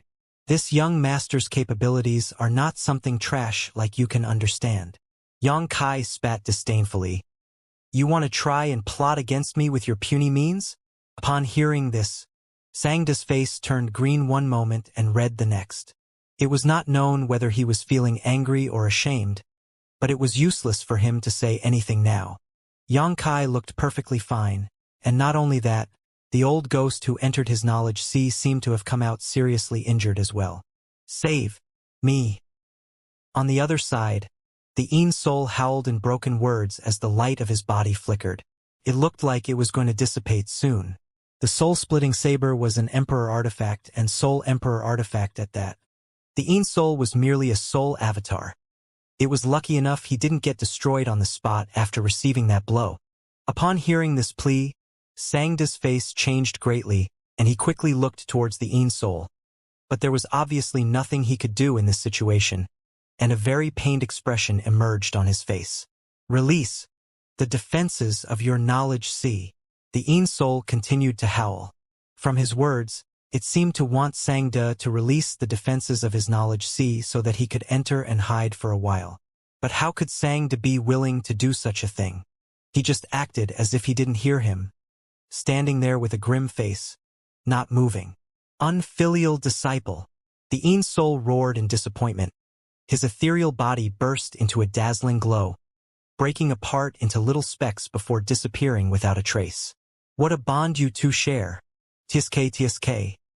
Yang Kai watched the good show at the side while clicking his tongue. You killed him. Sangda turned around to glare at Yang Kai. So what? Yang Kai smiled coldly. You and I are the only ones left here, Sangda. So let's not beat around the bush. If you want to live, fine. If you tell me the location of the exit, I will let you live. Otherwise, Yang Kai grinned. You'll have a fate worse than death. You want me to tell you where the exit is? A strange look emerged on Sangda's face. Yang Kai frowned as he suddenly had a bad feeling about this. Sangda laughed out loud as if he had gone insane. You killed the old ghost and you want me to tell you where the exit is? Yang Kai said, I don't think you two are close enough to avenge each other, right? Since you seem to have a big grudge with each other anyway, what problem is there that I killed him? Don't be stubborn. Sangda, cooperating with me will be in your best interest. Only the old ghost knows the location of the exit. Since you killed him, how do you expect to get the location from me? Sangda suddenly roared hysterically, veins throbbing on his forehead. Yang Kai was dumbfounded. Only after a long time did he rush to ask, What do you mean? Sangda sneered. The Sea King shuttle is here, and with this old master's abilities, I could come and take it away at any time. So why would this old master take the trouble to bring you here and to cook up a scheme so that the old ghost could take over your body and be reborn? I was the one who destroyed the old ghost's body back then, only to go to great lengths to save him again. Do you know why that is? Yang Kai suddenly remembered the deal he mentioned before and his face changed. Do you mean? Sangda snorted. This old master helped him find a new body to seize in exchange for the location of the exit. That was the deal. Yang Kai's heart instantly fell to the bottom as he went silent for a long while before cursing. You old dog! Why didn't you say something this important from the start? If he had known early on, Yang Kai wouldn't have dealt with the Een soul using the soul-splitting saber. Now that the Een soul was destroyed with one cut of the soul-splitting saber, the location of the exit also went up in smoke. The Sea King shuttle was useless now. This whole mess was a big failure. Who are you to this old master? Why would this old master tell you? Sangda laughed coldly as he looked at Yang Kai with a sarcastic expression. Yang Kai said, You said before that there are 3 people who know the location of the exit. That wasn't nonsense, was it? What does it matter now? Who do you think the Ice Heart Pavilion Master and the Clear Sky Island Lord are? Do you have the guts to seek cooperation with them? Better watch out or you won't even be left with a complete corpse. Sangda scoffed. After that, he flicked his sleeve and said, Things will end at this. You and I will go our separate ways. From now on, you go your way, and I go my way. After saying that, he took a step forward, intending to walk out from here. Xianxia coldly snorted before sending a pressure to lock Sangda down. Sangda's body paused and he turned to look at Xianxia. What's wrong? Do you want to kill this old master ruthlessly as well? You tried it on me before, I'm just returning the favor. It's only fair. You young-uns these days talk big. You really think you can kill this old master? Sangda was already feeling furious. So when he saw Xianxia chattering incessantly and seeming as if he wasn't going to let him go, he instantly burst out in anger. He was a peak third-order Dao Source Realm master. At this level, he didn't have to fear anyone. If he was really pushed to a corner, he wouldn't mind fighting with Xianxia to teach him what proper respect was. Old men like you these days are a bit muddle-headed, aren't they? Always thinking that age is an advantage, constantly bringing up your old age. What a farce. Xianxia scoffed back. Little brat, haven't you heard that the older the ginger, the spicier it is? You want to take this old master as your enemy no matter what. Sangda's face had almost turned black. Xianxia snickered and waved his hand to release Lu Yen and Hua Qingxi. Lu Yen was still riding the heaven-grade puppet, Xiaobai. She looked rather formidable with her small body riding on top of it. Come, show this old man what the vigor of youth is like, Xianxia said as he pointed at Sangda. Hua Qingxi glared at Xianxia, thinking to herself, I am already quite old. You know? What do I have to do with the word youth? What the hell is that? Sangda was shocked. He did not see how Lu Yen and Hua Qingxi appeared at all. It was like they just mysteriously manifested after Xianxia waved his arm. Could it be that these two people had been hiding and following them from behind? But he didn't notice them at all. When he released his divine sense, Sangda's heart was instantly chilled. He discovered that whether it be the little girl who only looked about 7 or 8 or the beautiful woman, both of them actually had third-order Dao Source Realm cultivations. Moreover, there was a strange feeling surrounding the white tiger that the little girl was riding on which gave him a dangerous feeling. Master, should I kill him or leave him half dead? Lu Yen asked indifferently. Kill him, Xianxia snorted. Sangda didn't even know where the location of the exit was, so why keep him alive? Wait! Sangda screamed out in shock. But as he finished, Lu Yen and Hua Qingxi had already moved to pincer him from the left and right. Seeing this situation, Sangda's face changed. How could he still dare to stay here? He instantly turned around and rushed out. Xiaobai opened its mouth and a white energy pillar of light shot out of it that seemed to contain heaven-destroying and earth-shattering might, grazing Sangda's body. Sangda was taken aback. That blow did not hurt him much just now, but he could feel the traces of Emperor intent in it. Was that white tiger actually a 12th-order monster beast? Considering all this, he had even less guts to stay here. He just wanted to escape from here as soon as possible. The three of them ran in their chase and disappeared in the blink of an eye. Only then did Xianxia coldly snort and turn his attention to the Sea King shuttle. Even though he destroyed the Insol without figuring out the whole situation first, the Sea King shuttle was in fact the key to leaving this solitary void-sealed world. Now that it was right in front of him, Xianxia would naturally not let it go. He flew over and sat cross-legged above the Sea King shuttle, preparing to refine it. The sea ship that Xianxia refined a few days prior to this had taken him only a day's time, but refining the Sea King shuttle took him a whole week. The more he refined it, the more he could feel the complexity of the refinement of this artifact. Sangda said that the old ghost spent his entire life working on this thing, and now that did not seem to be a lie. It was amazing enough that an artifact refiner could finish refining an artifact that required as much time and energy as this in their lifetime in this damned place.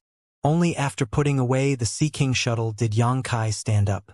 Lu Yen and Hua Qingxi had already been waiting for a long time, and Xianxia didn't ask them about what happened to Sangda either. The two of them chased after Sangda with a heaven-grade puppet, so it would be a huge joke if they let him escape. In fact, Lu Yen and Hua Qingxi only spent half a cup of tea's time to annihilate Sangda. The rest of the time, the two women spent exploring the island and taking anything of value away. After placing Lu Yen and Hua Qingxi back into the sealed world bead, Yang Kai summoned his own boat artifact to fly back to Clear Sky Island. Anyone else would not dare to do the same thing he did in the solitary void-sealed world, because the amount of source chi that would be consumed by flying like this would be too much, and it was also extremely troublesome to have to restore oneself in such a situation. So, no matter which cultivator it was who went out to sea, they would use sea ship artifacts since they weren't too slow, and they could also conserve source chi. Yang Kai was not worried about this, of course, as he had countless source crystals and the sealed world bead. Even if he exhausted his source chi, he could just hide in the sealed world bead to cultivate for a while to restore his strength. Now that he had the Sea King shuttle, he just had to get the location of the exit from either the Ice Heart Pavilion Master or the Clear Sky Island Lord. Yang Kai didn't really want to interact with the Clear Sky Island Lord, but the Ice Heart Pavilion Master, on the other hand, he hadn't had the opportunity to meet yet. Yang Kai felt quite fortunate at this moment that he visited Ice Heart Pavilion before coming to this island and applied to become their alchemist. He could be considered hired at the moment, but in the end, the Ice Heart Pavilion Master was still a third-order Emperor Realm Master and not someone he could meet as he wished. Even if they did meet, he would still have to keep his guard up if he were to work with a master like that. The journey back was peaceful, and it didn't take more than 3 days before Yang Kai reached the dock at Clear Sky Island. Many cultivators at the dock who saw him flying all the way back couldn't help but stare at him, wondering what happened to Yang Kai that caused him to lose both his ship and his companions. Yang Kai ignored their strange stares and walked into Clear Sky City. When he arrived at the cave mansion he rented, Yang Kai took out his token to open the barrier and stepped inside. The moment he entered, however, he felt an ominous premonition, so he swiftly raised his hand and palmed towards the void, pushing his source chi madly. Honk! A loud noise sounded, shaking the cave mansion greatly. All the various barriers inside flashed wildly from the impact. Yang Kai was also struck by a huge force and flew out like a rag doll, spitting out a mouthful of blood in midair before landing heavily on the ground. Emperor Realm. Yang Kai was shocked. He never would have thought that an Emperor Realm Master would ambush him in his cave mansion. Even though the other party was only a First-Order Emperor and did not use their full strength in this attack, Yang Kai still suffered quite a big loss despite his quick response. He hurriedly jumped up, wiped the blood from the corner of his mouth, and turned his eyes to the side in rage. There, the attacker had a shocked look on his face as if he didn't expect that his sneak attack failed to take Yang Kai's life. Instead, it gave him the opportunity to slip away. Yang Kai had no idea what the reason was, but this man's face was pale and looked as if he had suffered a lot of injuries. Pang Guang. After he saw the person's face, Yang Kai immediately gritted his teeth and snarled. The ambusher in his cave mansion was none other than Marsh City's city lord, Pang Guang, who came here with him. A few days ago, before Yang Kai left Clear Sky City, he bumped into Pang Guang once by chance. However, the two of them had just brushed each other off on that day, neither of them greeting each other, yet now they had run into each other again here. Staring ahead, Yang Kai's face turned dark, and a dense murderous intent welled up in his heart. Because at this moment, Pang Guang had his hand on top of Lu Xianyun's head, his strength condensed in his palm, as if he could take Lu Xianyun's life away at any moment. Yang Kai had no idea why Pang Guang was here and why he took Lu Xianyun hostage, but he had to be cautious about the situation lest she be hurt. With Lu Xianyun's life held hostage, her tender body trembled and her pretty face paled. When she saw that Yang Kai had been hurt, she couldn't help but yell out to him, "Senior brother." Her beautiful eyes were filled with worry and anxiety, as well as a strong sense of guilt and self-blame. That day, before leaving Clear Sky City, Yang Kai had asked if she wanted to follow him, but Lu Xianyun chose to stay. Now, it seemed like she made the wrong choice. If she had followed Yang Kai, then she would never have been taken hostage and used to threaten him. The day before, she had only gone out for a while and did not leave far, just visiting the cave mansion of Ling Yinchin and the others to get herself familiarized with her surroundings. They were going to be neighbors anyway, so it was good to meet them often. In the meantime, it was an opportunity to move about. But on the way back, she was targeted by Pang Guang, and as soon as she entered the cave mansion, she was subdued. "I'm fine." Yang Kai spat out a mouthful of blood and looked at Lu Xianyun. He didn't do anything to you, did he? Lu Xianyun slowly shook her head. No, he was just waiting for you to come back. Yang Kai couldn't help but feel relieved as he turned a cold glare to Pang Guang and said gloomily, City Lord Pang, isn't it a little shameful for you to be doing this? Pang Guang coldly snorted, but there was a trace of awkwardness in his expression. Indeed, for an Emperor Realm Master like him to sneak into someone else's home and hold a girl whose cultivation was much weaker than his own hostage, it would definitely hurt his reputation. Little brat, I'll be straight with you, Pang Guang said in a deep voice that sounded a little out of breath. This king came here for one purpose only. Hand over your heavenly restoration lotus, and I'll let her go immediately. Yang Kai had the heavenly restoration lotus, a fact Pang Guang had known about since they met in Marsh City. He also knew how precious the heavenly restoration lotus was. Otherwise, he wouldn't have sneakily followed behind Yang Kai and Yao Chongjun. He intended to find an opportunity to fish in troubled waters, but didn't expect to encounter the solitary void great maelstrom and be sucked into this solitary void-sealed world. You want the heavenly restoration lotus? Yang Kai raised his brow and swept his eyes over Pang Guang, immediately realizing something and grinned. City Lord Pang, is your Dantian damaged, or is it your soul? The use of the heavenly restoration lotus was to repair a damaged Dantian or soul. Yao Chongjun fought him for it that day because his soul was injured, and now Pang Guang clearly wanted the heavenly restoration lotus for a similar reason. It was no wonder this guy looked short of breath. It seemed he was heavily injured somehow. He must have fought with some master which ended in him being badly wounded. Even though Pang Guang was a first-order emperor, it was still not easy for him to recover his strength in Clear Sky City as there were no powerful alchemists here, nor any good spirit pills. Fortunately, he knew that Yang Kai had the heavenly restoration lotus, so he set his sights on him. Pang Guang originally thought that it would be easy for him to ambush Yang Kai despite his injuries, but he didn't expect this situation. Yang Kai's quick reactions and counterattack caused him to fail, so he could only rely on the hostage he took. That has nothing to do with you. Hand over the heavenly restoration lotus, and this Pang will not make things hard for you. Pang Guang shouted impatiently. Yang Kai grinned meaningfully. Looks like life has been tough for you, City Lord Pang. It does make sense, though. For an Emperor Realm Master to suddenly appear on Clear Sky Island. I'm sure everyone knows you're new here and have many good things on you. You've been robbed, haven't you? Yang Kai and Lu Xianyun were able to enter Clear Sky Island quietly just by having the right identity tokens. Nobody would suspect they were newcomers because people with their cultivation were seen frequently.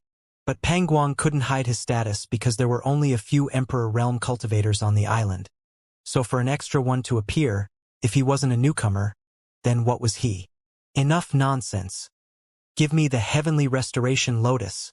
Pang Guang gritted his teeth and shouted, the power in his hand stirring more violently as his expression also turned impatient. Lu Xianyun suddenly let out a low cry and her face looked pained and uncomfortable. If you dare hurt one hair on my junior sister, I'll snap your back in half. Yang Kai shouted angrily. That'll depend on whether you're cooperative or not. Sweat was gradually spilling from Pang Guang's forehead. It was clear from a glance that he was badly hurt. You want the heavenly restoration lotus, right? Yang Kai said with a dark face, flipping his hand over as he said, have a look and see what I have here? Pang Guang immediately looked towards his palm and his eyes became hot. There was the heavenly restoration lotus, white as snow and completely untainted. As soon as Yang Kai took it out, a faint fragrance wafted out into the cave mansion, and the smell that entered his nose lifted Pang Guang's spirits. Even his injuries seemed to have been relieved considerably. Give it to me, Pang Guang shouted eagerly. As long as he could get his hands on the heavenly restoration lotus, he could quickly restore his injuries without having to worry about any hidden problems being left behind that would affect his foundation in the future. Yang Kai sneered. Then, under Pang Guang's dumbfounded gaze, he stuffed the heavenly restoration lotus right into his mouth and chewed it up like a cow chewing on grass. He also had a look of overwhelming joy on his face as if he was enjoying a heavenly delicacy. Baji. Pang Guang was dumbstruck, his entire person freezing in place as if he had been petrified. While he ate, Yang Kai laughed like a madman. You want it? Come get it. Come and see if I'll spit out a mouthful for you to have a taste. You? Pang Guang almost had a heart attack from this. Even his face had turned pale from anger. He clearly had a hostage in his hand, but Yang Kai still dared to act so flippantly. Is this brat crazy? Does he really not care at all whether his junior sister lives or dies? While he was thinking these thoughts and his heart was shaken, Yang Kai closed and opened his left eye, suddenly turning it into a golden vertical pupil. The golden pupil flashed as a strange power poured out from it. Pang Guang shook as his soul became unstable, seemingly having been affected by this golden glow. At that moment, Yang Kai had already summoned his myriad sword and released a shower of sword light, cutting towards Pang Guang with ruthless momentum. The sword chi was so strong that before the sword even reached Pang Guang, an aura of death was already upon him. Pang Guang retreated almost subconsciously, but in the next moment his heart jumped. He understood what Yang Kai was trying to do. Gritting his teeth, Emperor Qi gushed out of his hand and he clenched fiercely, wanting to kill off Lu Xianyun first to teach Yang Kai a lesson for angering him. But unexpectedly, his hand came up empty. Lu Xianyun, who was under his grasp just a moment ago, had mysteriously disappeared without a trace. Only a strange energy fluctuation remained while Lu Xianyun had somehow moved several dozen meters away, avoiding the fatal blow altogether. Space principles. Pang Guang's eyes widened as he stared at Yang Kai in shock. That energy fluctuation just now definitely was from space principles. Moreover, they were manipulated extremely skillfully. This brat unexpectedly cultivates the Tao of space, and he can even use space principles to instantly teleport other people away. Is this really the strength of a Tao source realm cultivator? Before Pang Guang could further dwell on the matter, Yang Kai unleashed his myriad sword. This sword attack contained all of Yang Kai's strength, and even someone in the Emperor realm like Pang Guang was startled when faced with it. He raised his hand and summoned a butterfly-like defensive artifact. Honk! There was a large explosion, and the already damaged barriers around the cave mansion finally gave way. In the next moment, two figures shot out from the cave mansion, looking at each other from a distance. Pang Guang's face was twisted in rage. Boy, do you dare to mess with me? Yang Kai preferred to swallow the precious heavenly restoration lotus raw rather than give it to him. This caused his heart to clench in pain. Yang Kai sneered. So what? If you have the guts, come and fight me. This king is going to kill you. Pang Guang howled. Yang Kai flung back his hair and stood in midair, motionless. It was as if he hadn't even heard Pang Guang's words. City Lord Pang, I suggest you mind your own circumstances first. Hearing his words, Pang Guang's complexion changed and he restlessly began looking around. When he was in Yang Kai's cave mansion, it was next to impossible to detect him. But now their fight had caused such a huge commotion. Almost every cultivator in Clear Sky City had been alerted. Cultivators living in the nearby cave mansions were already coming over to check what had happened, and several others were coming from distant places. Among them, Pang Guang sensed two auras that filled him with apprehension. After all, it was the same duo that had previously joined hands and injured him, forcing him to hide in Yang Kai's cave mansion to recuperate. Seeing that they were also coming over, Pang Guang had no intention of lingering there. After shooting Yang Kai a wicked glare, he hurried to leave the city. Soon after Pang Guang left, a crowd of cultivators had surrounded Yang Kai's cave mansion, pointing at the place and wondering what kind of calamity had taken place there. Whispers sounded as two figures descended from the sky, their dignified expressions causing the onlookers to look away. The ripples of power emanating from their bodies made it clear that they were both first-order emperors. Yang Kai was also vigilant as he glanced at the two figures. From the people gossiping beside him, he discovered that one of them was the Profound Cloud Pavilion's pavilion master, while the other was the Free Guild's guild master. Both factions had great influence on the island, mainly due to the Emperor Realm Masters backing them. From the looks of it, the duo had sensed Pang Guang's aura and hurried over. Yang Kai closely observed these two and discovered that they had suffered some injuries as well. It seemed they hadn't come out unscathed from their fight with Pang Guang. Where is he? The pavilion master's eyes swept the crowd, eventually fixating on Yang Kai. Yang Kai hurriedly pointed in the direction Pang Guang had escaped to. He went that way. I ask you two sirs to take revenge for me. That scoundrel hid in my cave mansion, taking advantage of the fact that Yang Kai was still speaking when the two First Order Emperor Realm Masters disappeared from his sight, obviously having no interest in whatever he was saying. These two were only interested in the various cultivation resources that Pang Guang was carrying on his person. If not for that, they wouldn't have started a fight with another cultivator in the Emperor Realm, even if they outnumbered the enemy.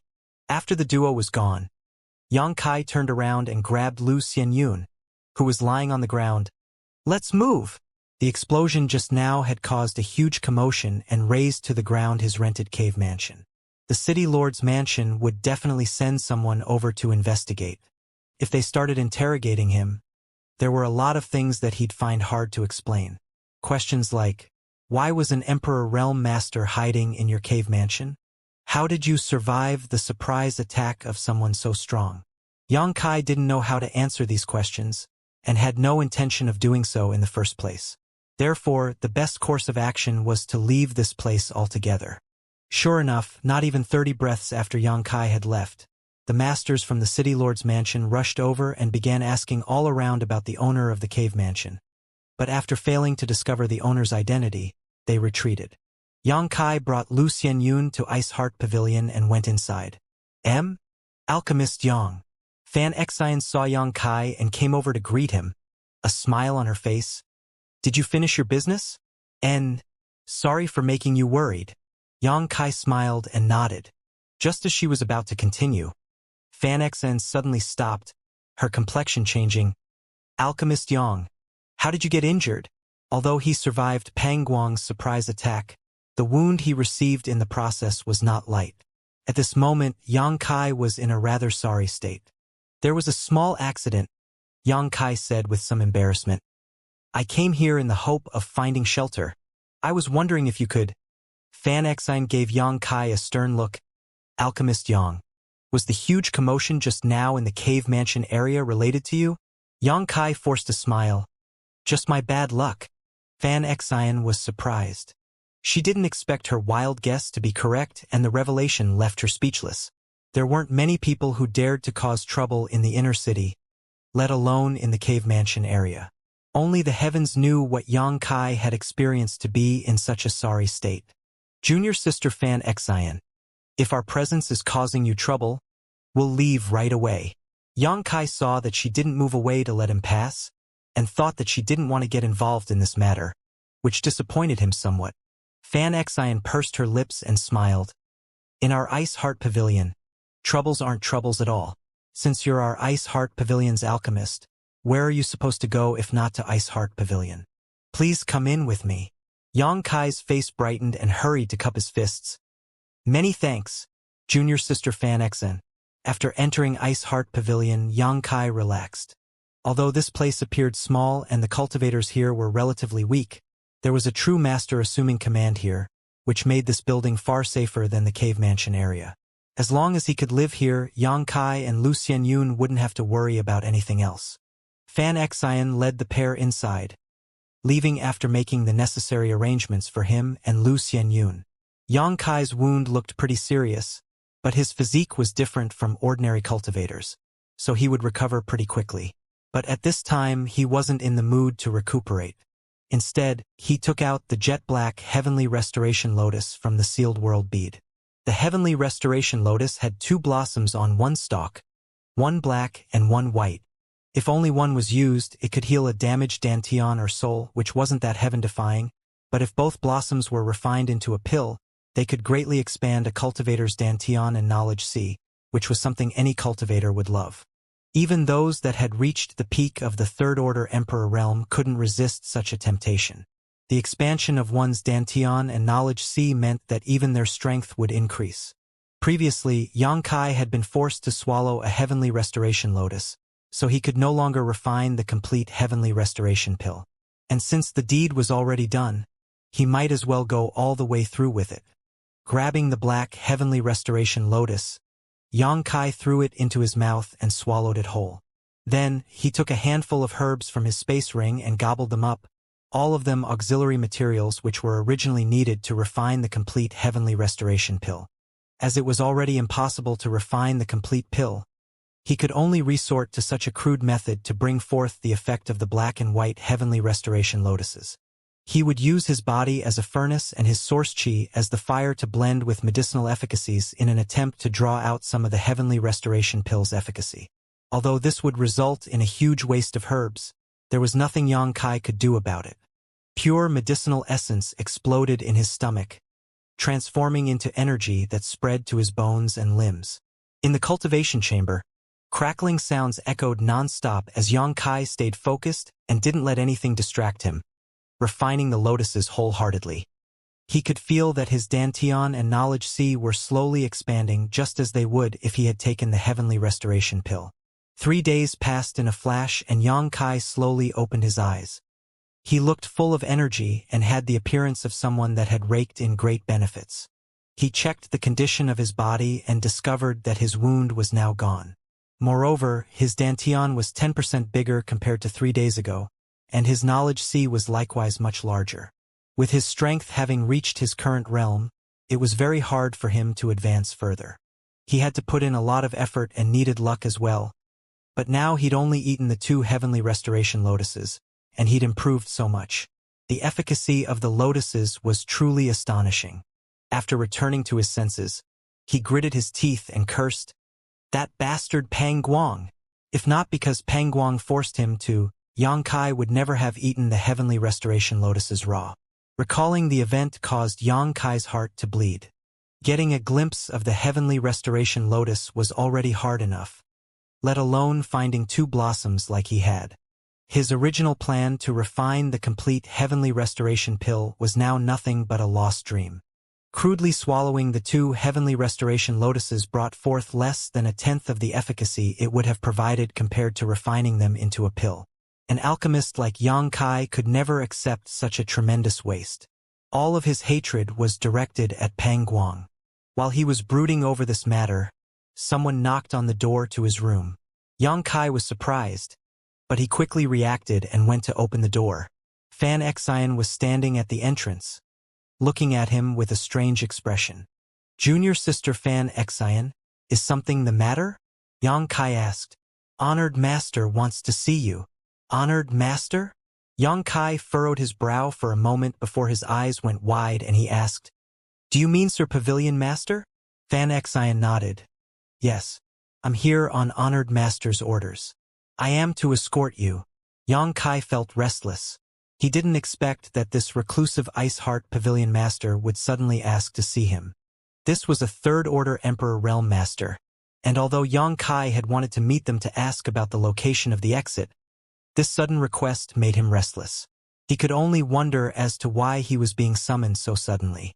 While following her, Xianxia asked, "Junior sister Fan Xian, why does Sir Pavilion Master want to see me?" Fan Xian smiled. "Only honored master knows. I didn't dare to ask too many questions." She was just following orders and had no idea as to why the Pavilion Master wanted to see Xianxia. Then she added, "However, it is very rare for honored master to meet with outsiders. Even us disciples of Ice-Heart Pavilion haven't seen honored master in a long time."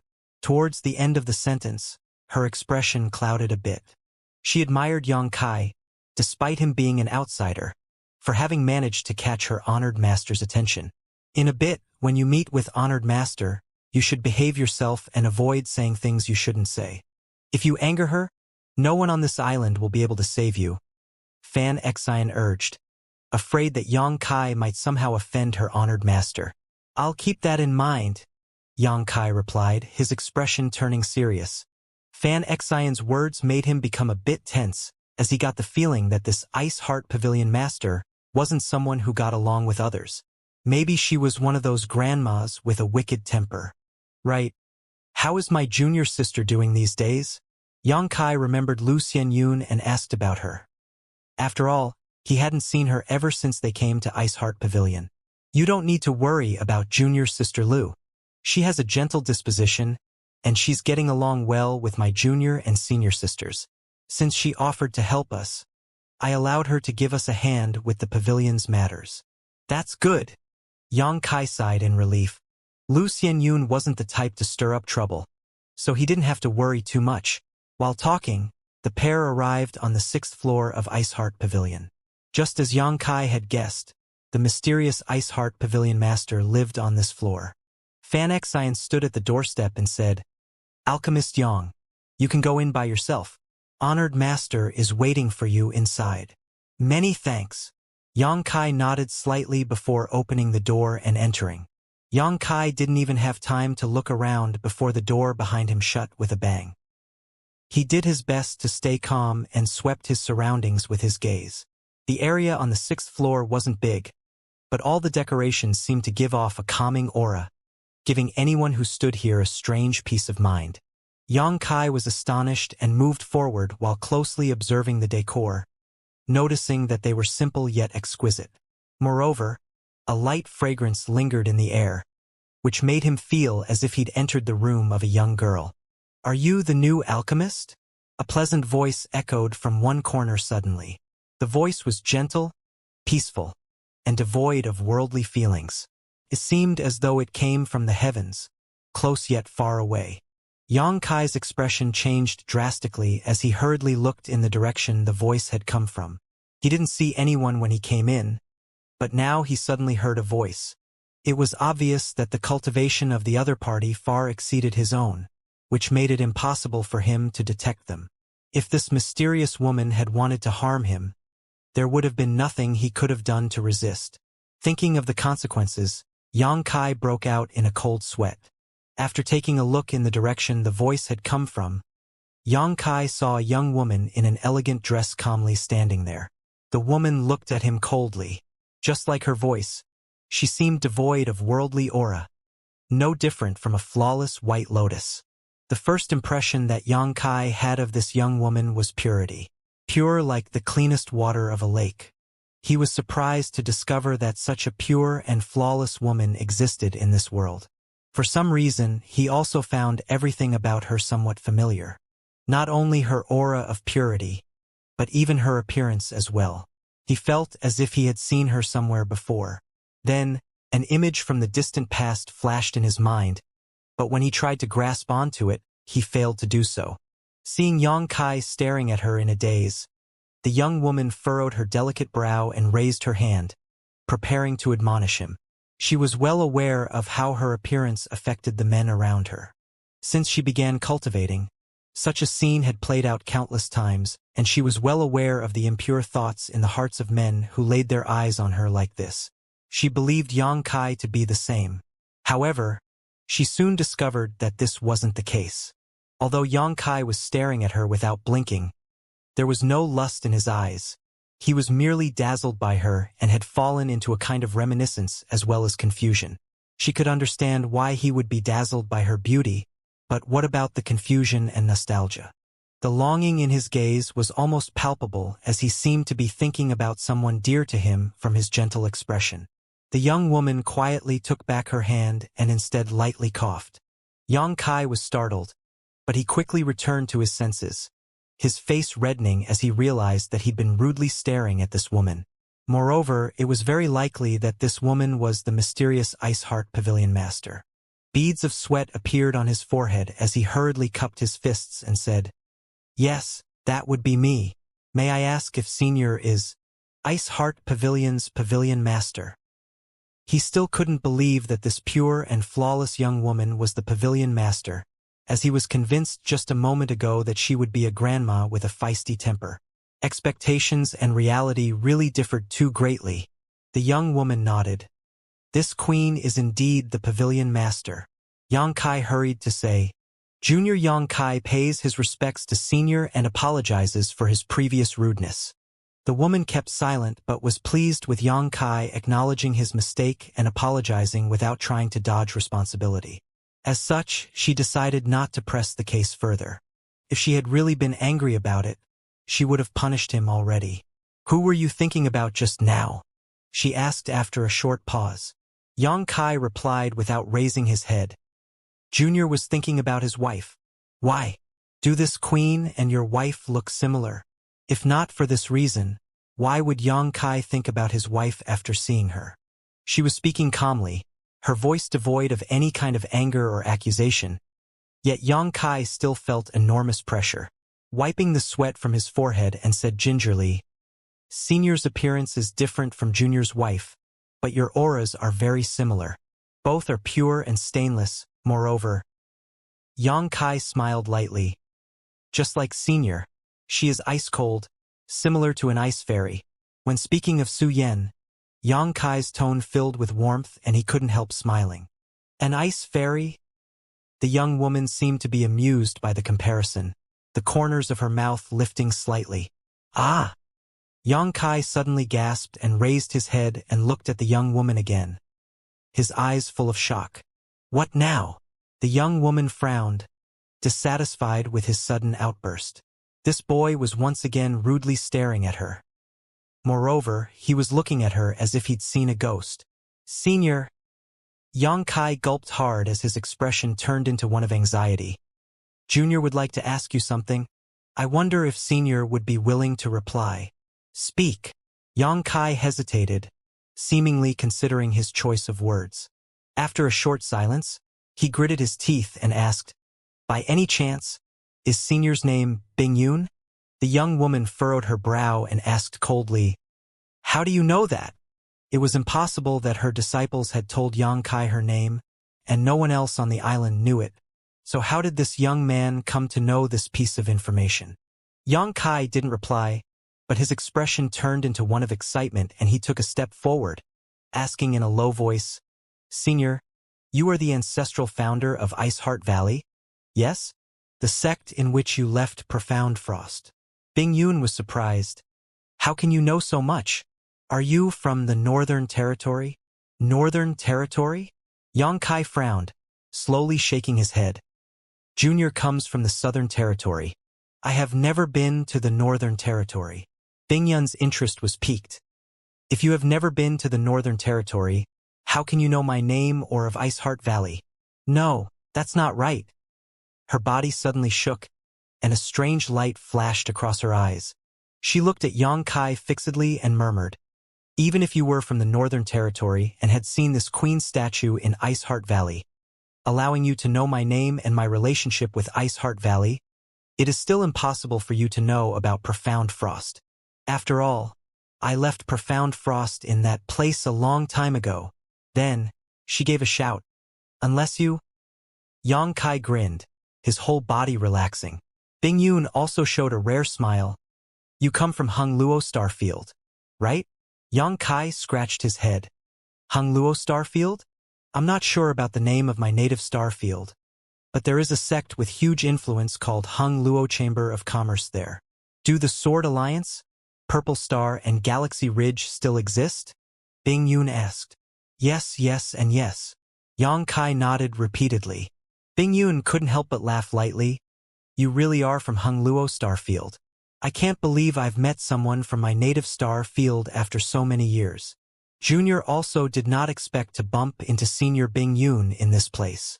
Yang Kai was just as surprised, sighing with emotion. As soon as he laid his eyes on Bing Yun, he found her familiar.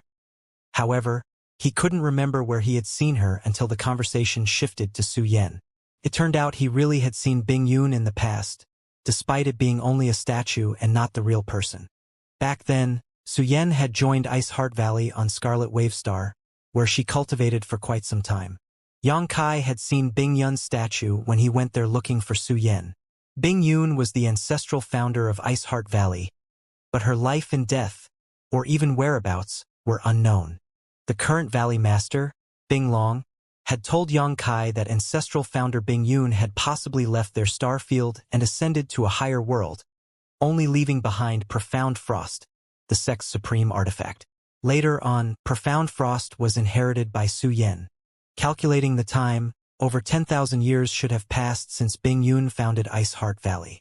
Who could have thought that she was still alive and had arrived in this star field, cultivating all the way to the Third Order Emperor realm? Bing Long's guess turned out to be correct. Ancestral founder Bing Yun didn't die and had indeed ascended to a higher world.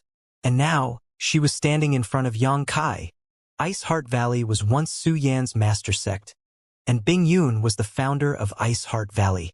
For this reason, Yang Kai felt some intimacy towards her and was no longer as tense as before around her.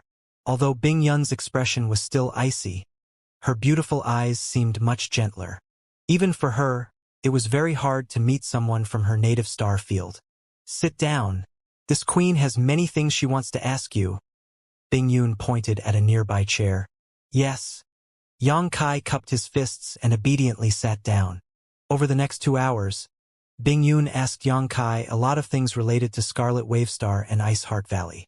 Yang Kai didn't leave anything out, and he told her everything he knew, from his relationship with Su Yan to what they'd experienced in Ice Heart Valley. After listening, Bing Yun kept silent for a long time.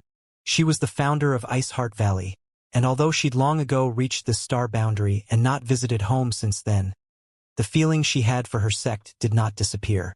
After hearing that the current Ice Heart Valley only had a single First-Order Origin King, she sighed with emotion.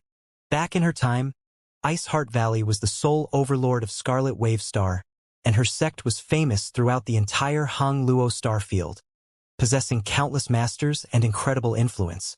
But now, 10,000 years later, Ice Heart Valley was just a shadow of its former self. Bing Yun couldn't help becoming a bit sentimental after hearing the news. Nonetheless, she was a Third-Order Emperor Realm Master, and was not shaken so easily. She was well aware that no sect could prosper forever, and that decline was inevitable.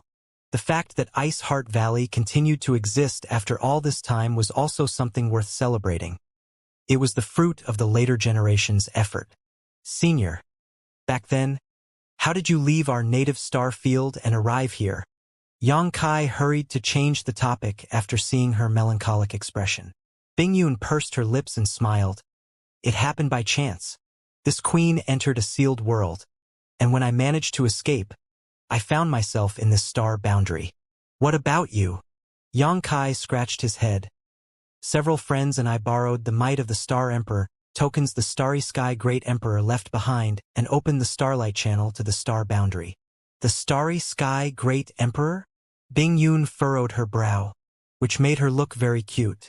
Seeing her expression, Yang Kai realized that there was no Starry Sky Great Emperor during her time and started explaining.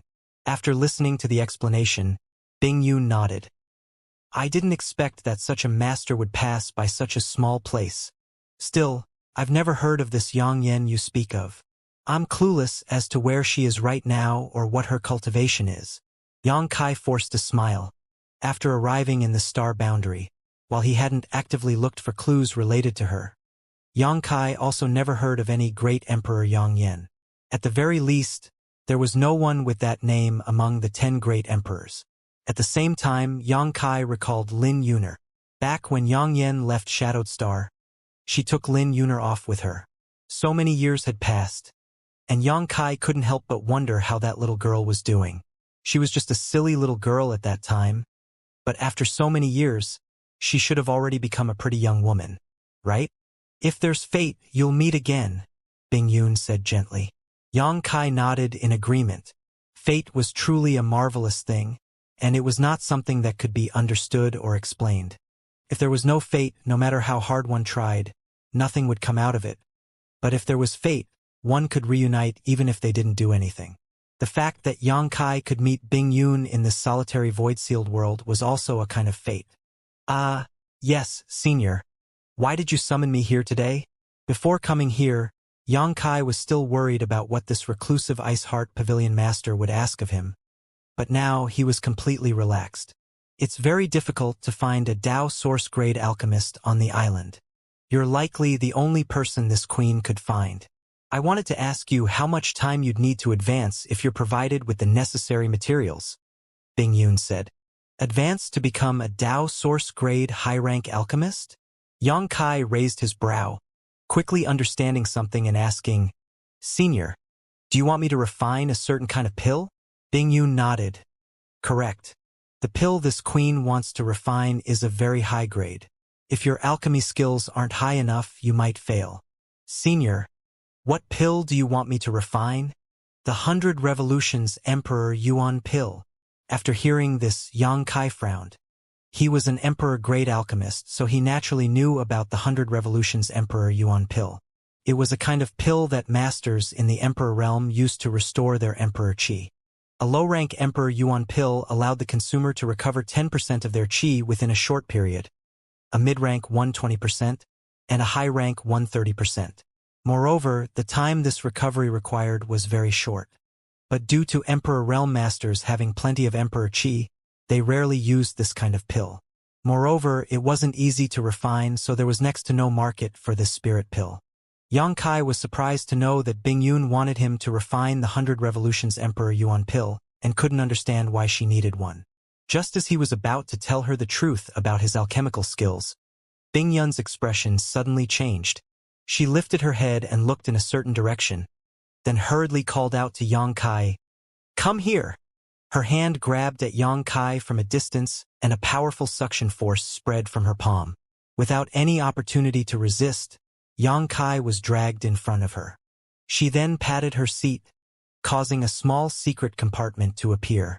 She then stuffed Yang Kai in and warned him, "Conceal your aura and hold your breath. Unless this queen tells you, don't come out. Don't do anything that would reveal your presence." Yang Kai had no idea what was happening, but seeing Bing Yun's anxious expression, he knew that it was nothing good. No matter what, she was a third-order Emperor Realm Master, and there weren't many people who could cause her to be this cautious. As it wasn't the time to ask questions, Yang Kai curled up in the secret compartment and used his Nihility secret technique to conceal his aura. The secret compartment closed and Bing Yun sat on it cross-legged while using some kind of technique to further isolate Yang Kai's presence. She was afraid that his cultivation wasn't high enough and that any aura-concealing technique he used wouldn't be sufficient, but after a quick check, she discovered that Yang Kai's whole body had become illusory, just as if he'd entered a different space. Even with her divine sense, she found it hard to sense him despite the short distance between them. Sensing this, she finally relaxed. It seemed she'd underestimated Yang Kai's abilities. In the next moment, a figure flashed and appeared inside the room. This figure wore a smile on his face and cupped his fists, saying in a refined manner, "Junior sister Bing Yun, I haven't seen you in 3 months, but your bearing is as impeccable as ever. Such poise brings me great joy." In the secret compartment, Yang Kai was startled. He didn't know who this person was, but he sure was audacious. He even dared to refer to Bing Yun as junior sister, truly someone who did not fear the heavens. Still, there could be only one person on Clear Sky Island that had the qualifications to call Bing Yun this way. Clear Sky Island's island master, Qi Ri. After realizing the identity of the other party, Yang Kai understood why Bing Yun was so vigilant. Still, what was Qi Ri doing here in Iceheart Pavilion? Moreover, what was the relationship between these two third-order Emperor Realm Masters? After all, as soon as she realized he was coming here, Bing Yun had stuffed Yang Kai in the secret compartment. At this time, the only thing Yang Kai was sure of was that Bing Yun seemed to be wary of Qi Ri. Just as he was in deep thought, Bing Yun's calm voice echoed, "Qi Ri, are you here for another attempt?" Qi Ri laughed loudly. "Life on the island is pretty boring, and only junior sister Bing Yun can pique my interest. Since you gave me this test, I'll do my best to complete it. The faster I can win the beauty, the faster we can build our nest." Hearing his words, Yang Kai's facial muscles twitched. Now he could more or less guess why Qi Ri had come here. It seemed he was attracted to Bing Yun. This wasn't too surprising, though. On the whole Clear Sky Island, only Bing Yun could stand on an equal footing with him. As if that wasn't enough, she was also beautiful, pure, and flawless. Even a master like Qi Ri would be moved by her appearance. In any case, Bing Yun seemed to have given Qi Ri some sort of test, which he had yet to complete, so he hadn't captured the beauty's heart yet. Nevertheless, Yang Kai felt that even if Qi Ri completed the test, Bing Yun wouldn't marry him.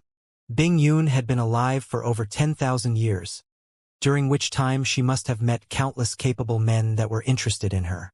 If she'd wanted to settle down, she would have done so already. There was no way she'd be waiting for someone like Qi Ri. Yongkai was also privy to the fact that a lot of Ice Heart Valley's secret arts required the user to retain their purity. As the ancestral founder of Ice Heart Valley, Bing Yun must cultivate several such arts. In short, this seemed to be a story of unrequited love. Even Yongkai could feel Bing Yun's cold and hostile attitude, so there was no way Qi-Ri couldn't. Bing Yun coldly snorted, "If that's the case, come forth." Silence fell in the room. Yongkai didn't dare to release his divine sense or reveal his aura. Therefore, he was oblivious as to what was happening outside. A moment later, though, the silence was broken by a series of howls. Yongkai could feel that an incredible clash taking place inside the room. Even if he was hiding in the secret compartment, he was panic-stricken, afraid that some of the energy would leak out and destroy the walls of his hiding spot. If that happened, he would have nowhere to hide. The fight didn't last long, though, and after just a few breaths it abruptly came to an end. Bing Yun's cold voice echoed, "It's spilled." Qi-Ri sounded annoyed. So close. This king almost managed to drink a cup of tea prepared by junior sister Bing Yun. How unfortunate. Please leave. With no trace of politeness, Bing Yun sent the uninvited guest out. Qi-Ri didn't seem to mind Bing Yun's cold attitude. It only served to increase his interest. He said with a smile, "In that case, this king will no longer disturb junior sister. 1 month later, this king will come again. At that time, I'll not disappoint you." He laughed loudly and disappeared from where he was standing. Bing Yun sat cross-legged with a sullen expression. After a long time, she stretched out her hand and knocked on the secret compartment. "You can come out now." Hearing her words, Yongkai hurried to get out.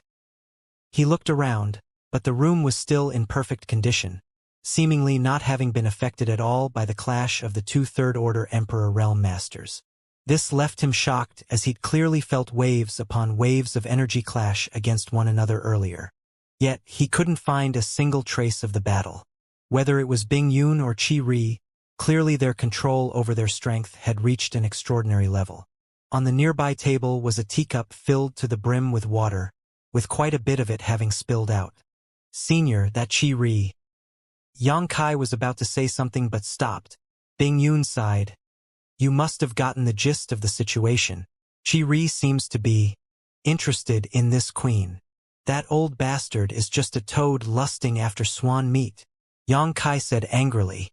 Seeing Yongkai defending her, Bing Yun smiled lightly. "That might not be the case. Qi-Ri has some skills, and this queen is not his opponent as of now." Yongkai was startled. "Senior, if it was a fight to the death, what odds do you have of winning?" Bing Yun furrowed her brow, falling in thought. "Less than 30%. She sighed and added, "He is Clear Sky Island's island lord, and he controls all the cultivation resources here. Even if his cultivation has dropped in the past few years, this queen's has dropped even further. If I were at my peak, I wouldn't be afraid of him. But now, the difference between us just keeps increasing." Yongkai realized what was happening. The solitary void-sealed world was filled with rich world energy. But this world energy was not suitable for cultivation.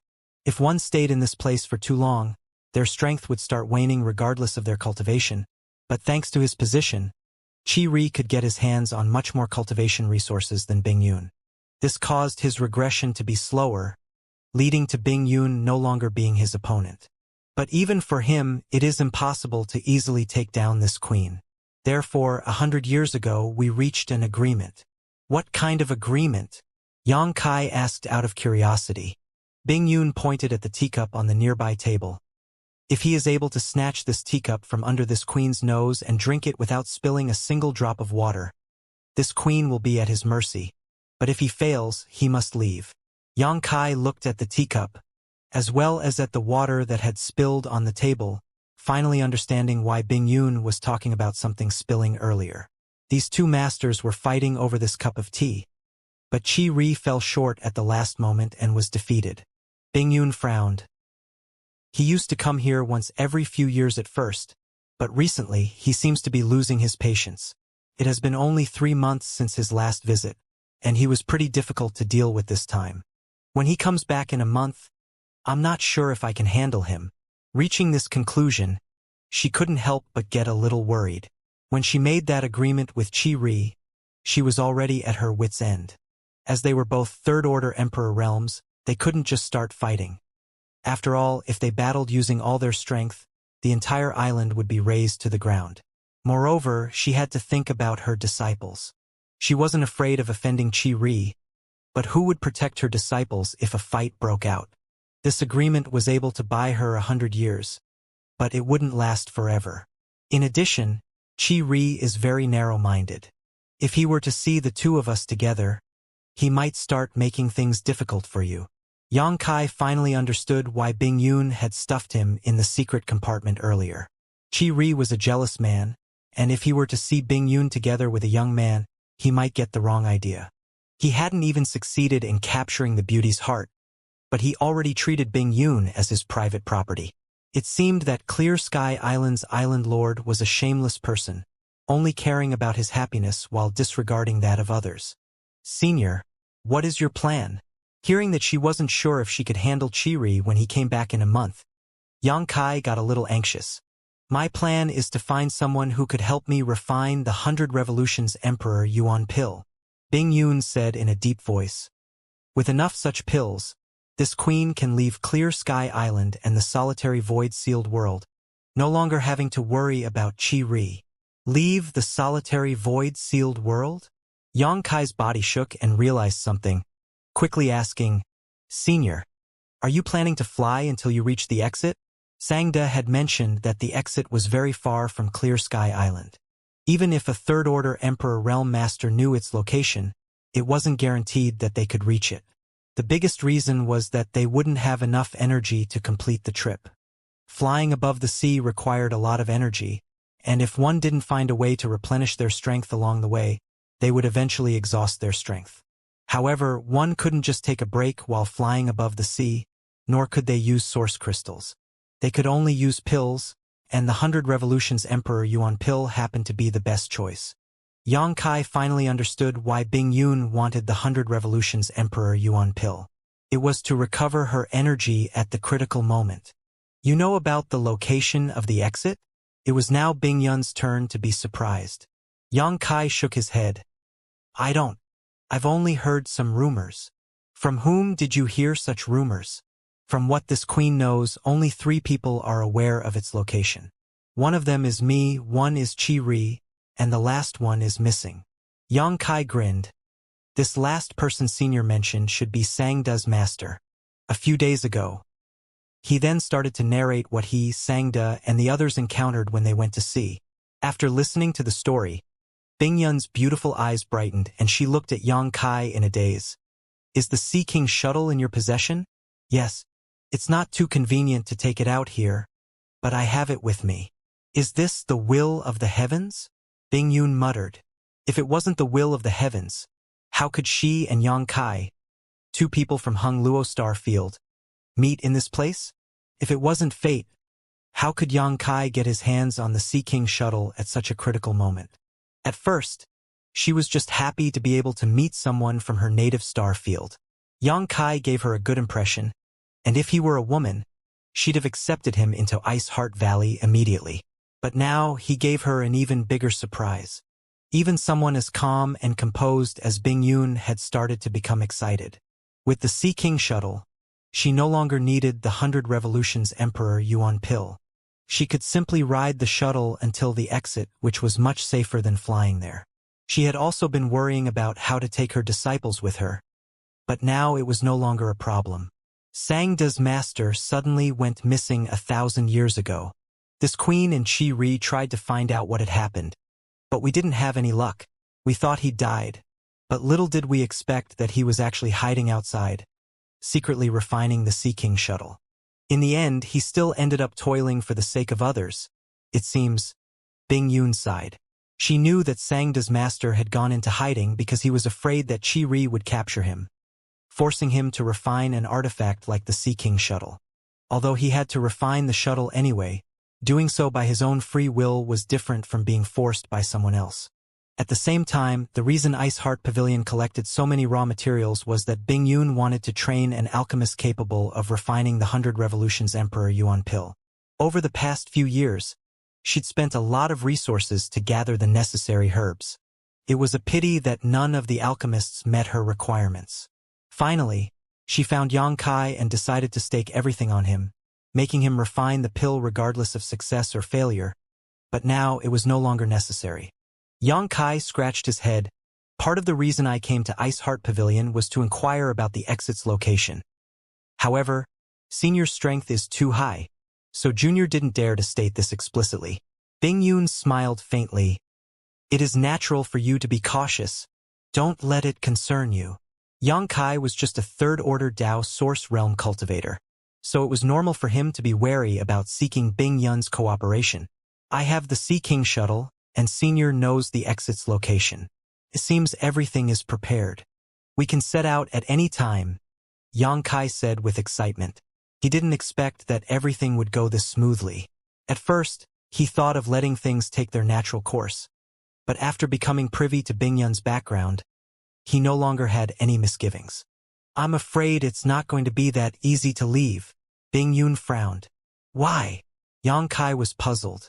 If I leave Clear Sky Island, Chi Ri will definitely come to know of it. And if I were to cut all ties with him... Bing Yun seemed dejected. If she got into a fight with Chi Ri, she wasn't sure she could escape unscathed. Yang Kai fell into thought. Senior, you said that the reason you aren't Chi Ri's opponent is that your cultivation has regressed faster than his. Correct? Yes. If we were both at our peaks, I'd be on par with him.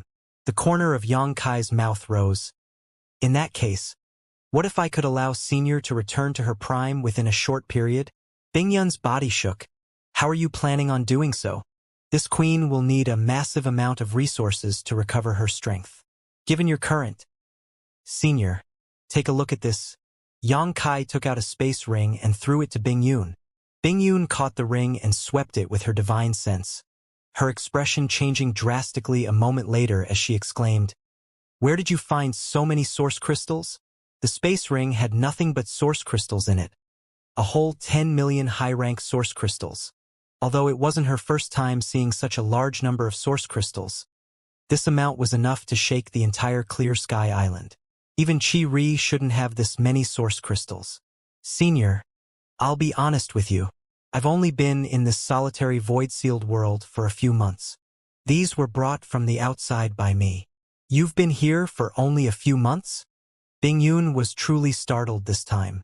In such a short period, Yang Kai was able to get his hands on the Sea King shuttle, something that she and Chi Ri had been trying to obtain for a millennium. This was enough to drive one crazy. Yang Kai had been there for only a few months. Yet in this short period, he obtained the Sea King shuttle and gave Bing Yun all these source crystals to recover her strength. It was almost as if he'd come here just to save her. Perhaps it was really the heaven's will. Bing Yun held the space ring tightly, and after recovering from her initial shock, she asked, Is it really okay for you to give me so many source crystals? How about I take only half of these? Before she could finish, Yang Kai waved his hand and said with a smile, Senior, don't worry. I'm not short of source crystals. If it was another third-order Dao source realm cultivator, it'd be impossible for them to produce 10 million high-rank source crystals all at once. After all, that was equivalent to 100 billion low-rank source crystals if converted. However, Yang Kai was different as he had plenty of source crystals. When he defeated Yao Changjun, he obtained a large amount of wealth, which increased even further after he dealt with Sangda. As such, parting with 10 million high-rank source crystals was something he could bear. Hearing his words, Bing Yun no longer rejected his offer, simply nodding and saying, Give me 5 days. We can set out at that time. Moreover, we have to discuss how we're going to leave the island carefully. She wanted to leave Clear Sky Island immediately, but she knew she had to act carefully to not make a scene. What's more, she definitely couldn't leave together with Yang Kai. If Chi Ri got wind of it, he'd try to stop them by any means necessary. Good. In that case, I'll take this time to make some preparations. Yang Kai nodded. Senior, how many sets of materials have you collected for the 100 Revolutions Emperor Yuan Pil? I can refine some for you just in case. Bing Yun was startled. You're capable of refining the 100 Revolutions Emperor Yuan pill? It's an Emperor-grade spirit pill. Yang Kai let out an embarrassed laugh. Senior, forgive my earlier deception. Junior isn't a Dao Source-grade mid-rank alchemist, but an Emperor-grade alchemist. Back then, he had no idea about her identity or character or why she was looking for an alchemist, so he didn't reveal the full extent of his abilities, but now that they'd gotten to know each other, Yang Kai no longer felt the need to hide this detail. An Emperor-grade alchemist? Bing Yun's eyes brightened as she asked in amazement, Are you telling the truth? Yang Kai was very young, but his cultivation was already quite high. Bing Yun had totally not expected that he was an Emperor-grade alchemist on top of that. Even if one took the entire star boundary into account, there weren't many Emperor-grade alchemists. They were rarer than Emperor Realm Masters and commanded far more respect. Yang Kai's status as an Emperor-grade alchemist would be enough to cause all the top-tier sects to fight to the death over him. While looking at Yang Kai, a tinge of regret flashed in Bing Yun's eyes. Is something the matter? Yang Kai read her mood and couldn't understand why she felt regretful. Bing Yun pursed her lips and smiled. If you were a woman, I would have accepted you as a disciple, making you inherit this queen's full legacy.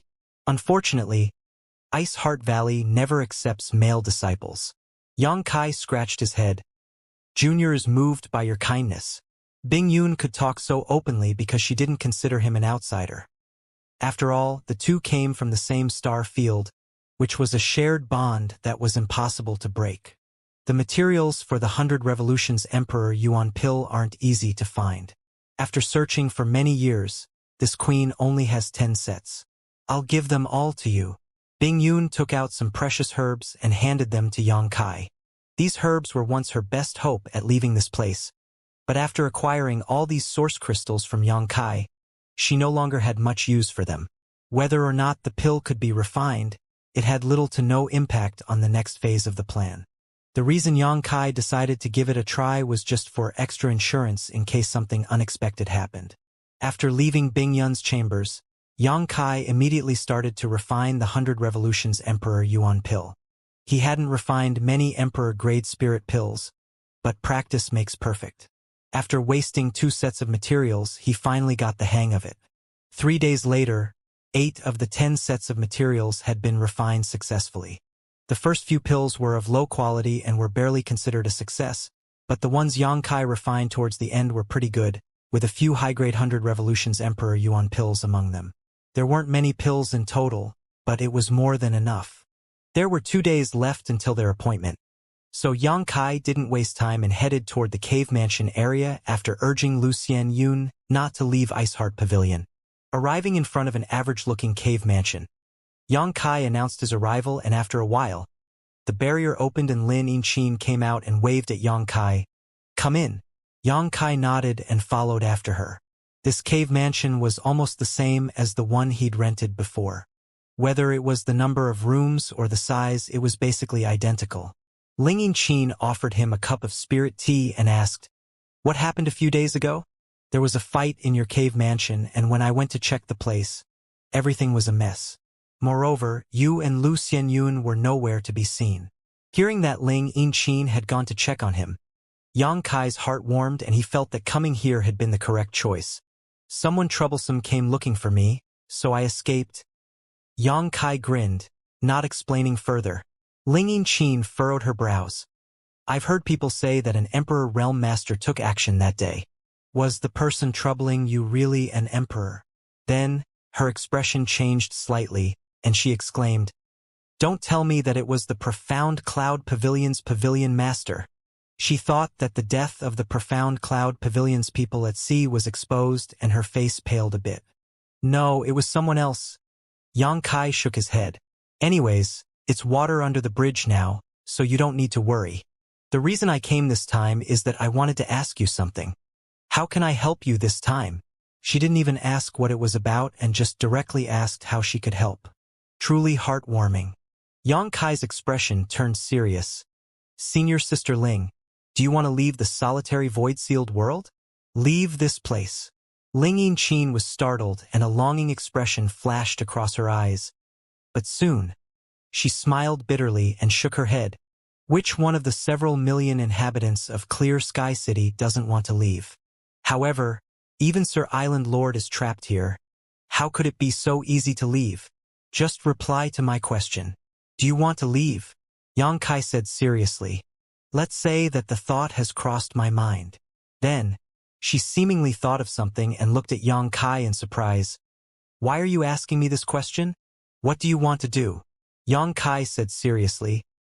If I were to tell you that I know how to leave this place, would you believe me? You do. She looked at Yang Kai in disbelief. She was different from the others, as she was the first person that Yang Kai and Lu Xianyun had met after coming to the solitary void-sealed world. Therefore, she knew their background a bit, as well as that they hadn't been here for long. If someone who had come here not too long ago told you that they knew how to leave the place, it would be hard to believe them. If it was so easy to leave, those powerful masters wouldn't have been trapped here for so many years. After a short moment, Ling Yinchin furrowed her brows and asked, Did someone deceive you? This island is full of swindlers, and they frequently trick people into heading out to sea with such lies only to afterwards commit all sorts of outrageous crimes. You should be careful. Yang Kai failed to stifle his laughter. No one has deceived me. I am 80% certain that I can leave this place. 80%? Ling Yinchin's tender body trembled and her eyes bulged wide. She didn't know much about Yang Kai as they'd only met a few times, so she didn't dare to believe him right off the bat. Yang Kai continued, Junior sister and I haven't been in this place for long, but you, Brother Jiao, and the others helped us quite a bit, so I was thinking of taking you along when we leave. Regardless of the high-rank spirit-purifying array working or not, the fact that Ling Yinchin was willing to lend it to him was enough to show her good character. And, even if the array was ultimately damaged, she didn't blame Yang Kai. As such, he wanted to take her and her crew along if possible. Big Sister Ling, it's normal for you to be skeptical. I also wasn't expecting that you'd believe me right away, but if you're willing to put your trust in me, I can assure you that you won't be disappointed. Still, regardless of your choice, Junior sister and I will be leaving in 2 days. Yang Kai finished his sentence and stood up. He'd only come here to invite her, as for what she decided to do in the end, that was up to her. After all, it wasn't like he could forcefully drag her away in order to repay a debt. Ling Yinchin didn't even notice when Yang Kai left. Hearing his words, she'd fallen in a dilemma. Her intuition told her that Yang Kai wasn't lying, and that he really knew how to leave this place. Still, they hadn't known each other for long, and she had no idea from where he'd gotten his information, or if the method to leave was even viable. If she blindly believed his words, she'd be gambling with her crew's lives. The pressure she felt was enormous. In the end, she decided that it was best to listen to what the others had to say, so she grabbed her communication artifact and asked her crew to gather. The remaining 2 days flew by. Early in the morning, Yang Kai arrived at the dock with several women. Among them were Lu Xianyun, Fan Xian, and the other disciples of Ice Heart Pavilion. Bing Yun hadn't accepted many disciples here on Clear Sky Island, and most of them were poor people with nowhere to go. She took pity on them and decided to give them shelter in Ice Heart Pavilion. For this reason, the girls' cultivations differed a lot, with Yang Kai being the strongest in the group. Alchemist Yang, honored master, said that you'll be in charge of this trip. What do we do now? Fan Xian asked anxiously. Last night, Bing Yun told her to gather all of her junior sisters and pack up everything in Ice Heart Pavilion as they would go out to sea the next day, with Yang Kai being in charge of this trip. Fan Xian couldn't understand why her honored master had given them this order. None of the disciples of Ice Heart Pavilion had ever gone to sea before, nor was there any need for them to do so. What surprised her even more was that her honored master had put Yang Kai in charge of everything, telling them to follow his every order. Yang Kai hadn't been in Ice Heart Pavilion for long, but he had her honored master's complete trust, to the point that she left all of her disciples in his care. Fan Xian couldn't understand why her honored master treated Yang Kai so well. What had he done to deserve this kind of treatment? But even if she had her doubts, she didn't dare to disobey her honored master's orders. We'll wait here for a short while, Xianxia said, glancing toward the city gate. Fan Xian didn't probe further, simply nodding and looking for a place to stand. Soon after, Xianxia saw several familiar figures come over from the city gate, and he couldn't help but smile. Big Sister Ling? Lu Xianyun finally understood who Xianxia was waiting for, and she hurried to greet everyone. After exchanging greetings, Ling Yinqin arrived in front of Xianxia, her expression serious. Senior brother Yang, we've decided to come with you. Good. Xianxia nodded with a smile. You won't regret it. He then swept the newcomers with his gaze, noticing that less than half of Ling Yinqin's crew had gathered here. The remaining members were nowhere to be seen. It seemed that even with her reputation, Ling Yinqin was unable to make everyone place their trust in Xianxia. Jiaoyi had followed Ling Yinqin and winked at Xianxia. Brother Yang, we'll be putting our lives in your hands, so things better go smoothly. Xianxia nodded. You'll see in the next few days. For now, let's board the ship and set out. The dock was full of people and large sea ships. As such, no one paid attention as Xianxia's group boarded one of the ships and left Clear Sky Island. After a short moment, their ship was already out at sea, getting farther and farther away from the island. Although the disciples of Iceheart Pavilion were completely ignorant about anything sailing related, the same could not be said about Ling Yinqin's crew, who were experts in the field. The ship sailed smoothly, cleaving through the waves. One day later, the ship was already a few tens of thousands of kilometers away from Clear Sky Island. Fan Xian arrived at the deck, her expression one of worry. She saw Xianxia and asked, Alchemist Yang, what about Honored Master? Why is she not here? Xianxia smiled. Pavilion Master is very strong, so you don't need to worry about her. She simply needs to throw off someone before she can converge with us. Throw off someone? Fan Xian lifted her brow as she seemingly realized something before nodding and leaving. Xianxia sensed something at that moment and turned his head to look off into the distance where he saw a graceful figure approaching them at high speed. At first, the silhouette was very distant, but it arrived in front of him in the blink of an eye. After the light shrouding the figure dimmed, Bing Yun's features became visible. Who goes there? Ling Yinqin and her crew paled. If someone boarded your ship unannounced in the middle of the sea, it was almost always for nefarious purposes, so they immediately prepared themselves for a fight. When they swept this newcomer with their divine senses though, and realized how profound Bing Yun's cultivation was, their expressions turned to shock, and they no longer dared to act rashly. They couldn't gauge the depth of this young woman's cultivation, but the enormous pressure they felt served as a reminder to act cautiously.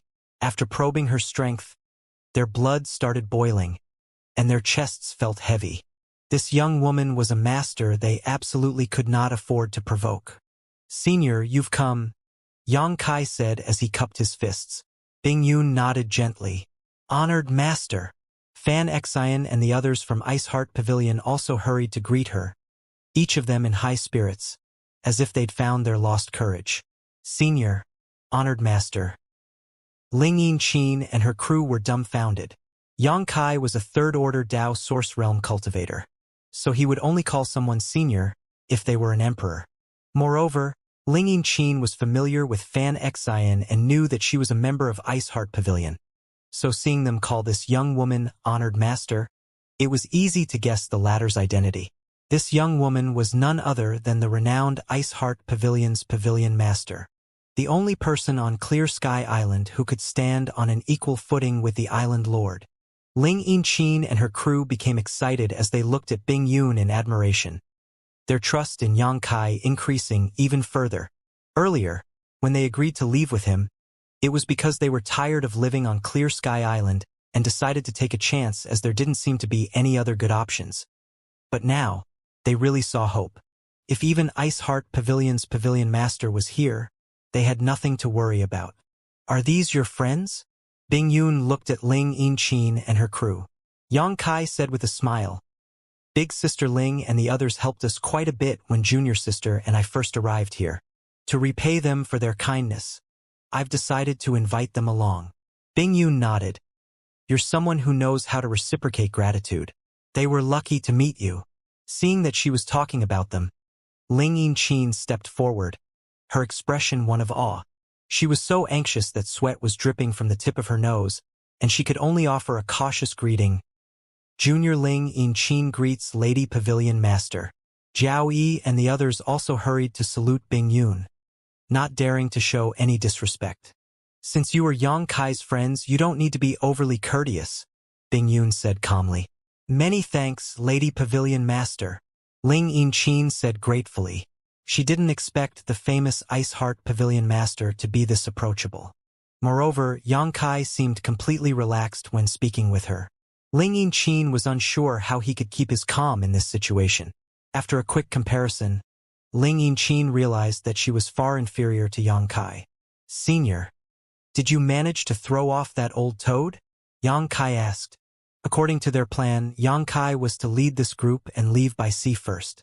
Then, it would be Bing Yun's turn to leave Clear Sky Island. After all, Qi Ri would surely notice her departure and would try to chase after her. Bing Yun was to lure Qi Ri outside, and then make him run in circles before throwing him off and converging with Yang Kai. As she was here, it meant she'd managed to elude Qi Ri. Bing Yun nodded and was about to say something when her expression changed. Turning to look in a certain direction, she grit her teeth and snapped. He is the type that doesn't feel regret until he sees the coffin. An ear-splitting thunderclap echoed.